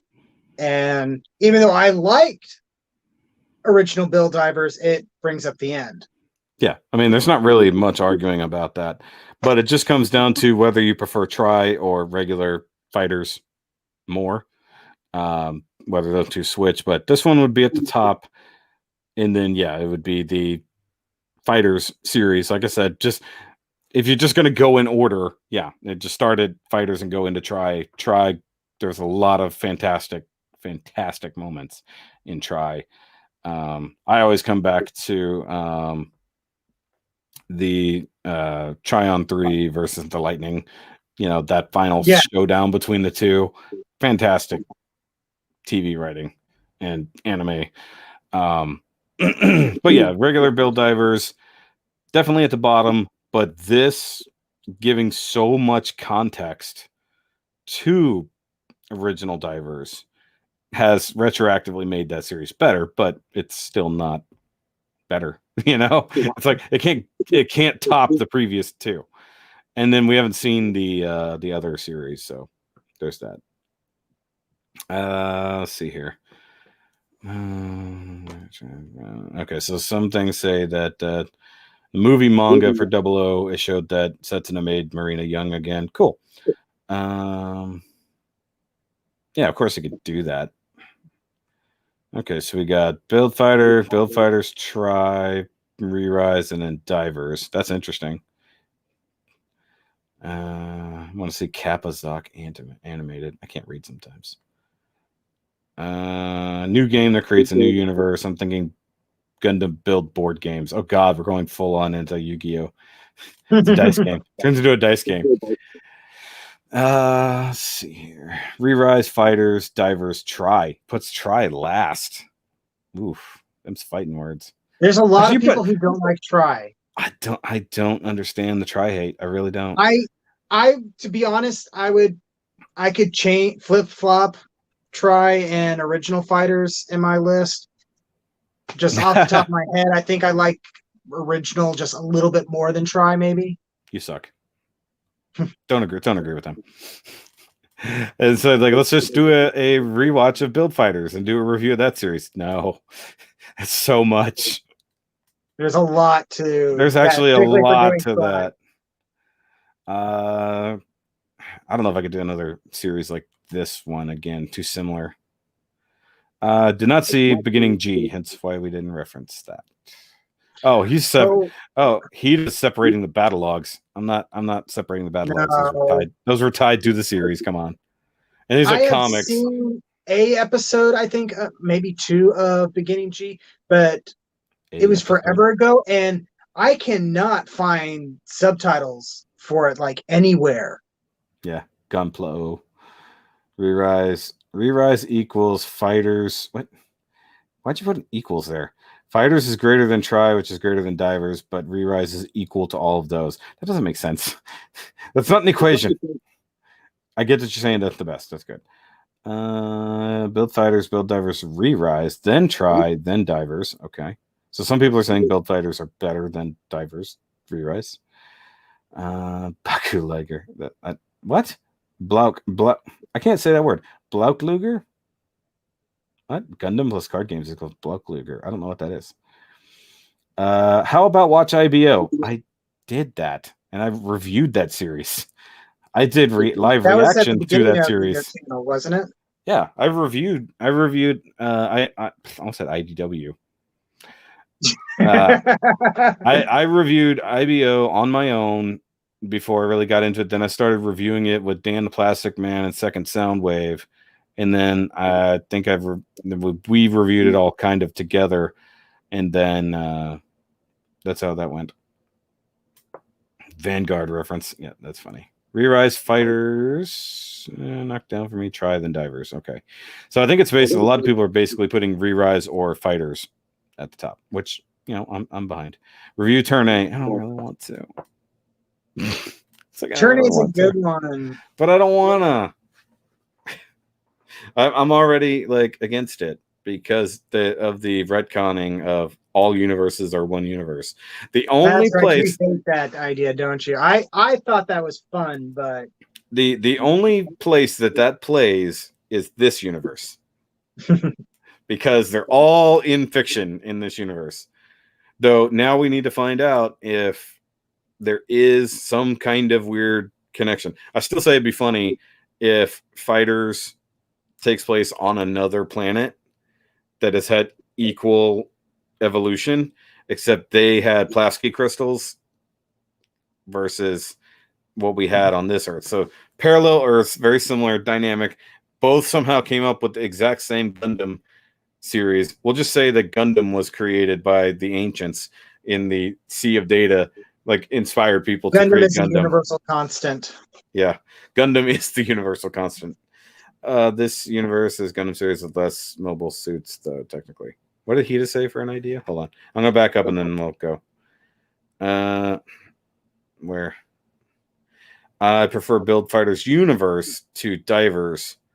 Even though the headcanon has the same world, Build Divers, there's a Jed fighting with either a Buku or a custom puppy guy. Yeah. See, I don't know that they would necessarily just automatically go for the four-legged thing. Also, are there like ocean mammals on this world? No Like, clue. are there Or dolphin are people? you saying like are there otter people? Or In the rivers, there's the river otter people. There's the southern otter tribe and the northern otter tribe. Okay, now we're getting a little too far. Although oh my god, we never made the connection. Well, I guess we in some ways made a connection to the other Avatar with this, porting across the galaxy into a fake body, sort of working with cat people. There's robot fights. They're fighting over over like a sacred dirt. it starts falling Closer apart. to Stargate. It's way closer to Stargate. But will people confirm dolphin people? Yeah, I thought about that. Dolphins would be new types. They 100% would be new types. It's going to be weird. We're going to have the war of the dolphin and the puppy people in the future. And then Alus is going to have to come in with his Gundam to protect some of the people. He's going to have to pick a side. Actually, I've always thought it would be cool if there was a Gundam series that focused primarily on aquatic mobile suits and fights and stuff like that instead of all space stuff. So Sequent MSV. Yeah. I would be down for that. Yeah. All right, guys. So we got to go. It's late. I'm tired. He's tired, and he's got to work tomorrow. I don't have to. Indeed. So we said before, go ahead and do the subscribe-ish thing to us. Mm-hmm. Thanks for sticking around for this series. I cannot believe how many people were here to watch this already tonight. That was amazing. Now we do need a new series to watch to get the viewers, because going back and rewatching an old series, nobody gives a shit about. Though in potentiality, we might go and watch a series I've seen that he hasn't. So we might be watching Age. We'll see. Double October is coming up soon, and I have to start my planning and doing of that. So a lot of my time will be directed towards that sometime soon. What do you got coming up on the channel this week? Let's see. I haven't gotten all my reviews filmed yet, I think. Wait, no. I got an LBX kit coming up for tomorrow if I can get everything uploaded, and I should have my review of the Netflix Megatron I got off of you. Okay. For Friday. I've had to refilm that thing because I realized I didn't like anything that I had filmed beforehand. That's funny. It's like, this sucks. I'm going to redo it. Like, I didn't even get to the editing point. I'm just thinking about all the stuff I filmed. It's like, I've missed a lot of stuff. I don't like this. We're starting over. And as it stands, I don't have anything brand new coming out on this channel this week. I am going to be working on the build. Finally, I've got literally runners all over the place. You can't see. So I'm going to be starting on that next custom, because you guys said you wanted to see a custom next, without realizing it takes forever to make that happen. The second channel, because there's a lot of reviews coming out over there between Power Rangers, Black Series, Ninja Turtles, and I'm also going to be doing a lot more music reviews. That will be the third Shoki channel. Cool. The music stuff's getting buried in all the action figure stuff, so I'm just going to make that third channel tomorrow and just like move all those videos over there. So if you guys are interested in looking at music and other things like that that I enjoy on the side that have nothing to do with anime, cartoons, robots, unless of course that happens to be the theme of the thing I'm looking at, go subscribe to the third channel. I will be linking it down below. So guys, Androia says for you to review more Takara Zoids. I have two others that I'm finishing up the building and painting of, and that might be it for a little while until I get some others, unless I pull out some of my older ones, which is a possibility, but I'd have to get them out of storage, basically. Yeah, those are buried. All right, guys. So, thanks for watching. Thanks for hanging out with us when we talked about ReRISE. I enjoyed it. He enjoyed it. Yes, very much so. Enjoyed it. But remember, as always, to keep on nerding, to keep on building, and let's keep building this community together. And I'll see you the next time you invade my shelf space. Bye, guys.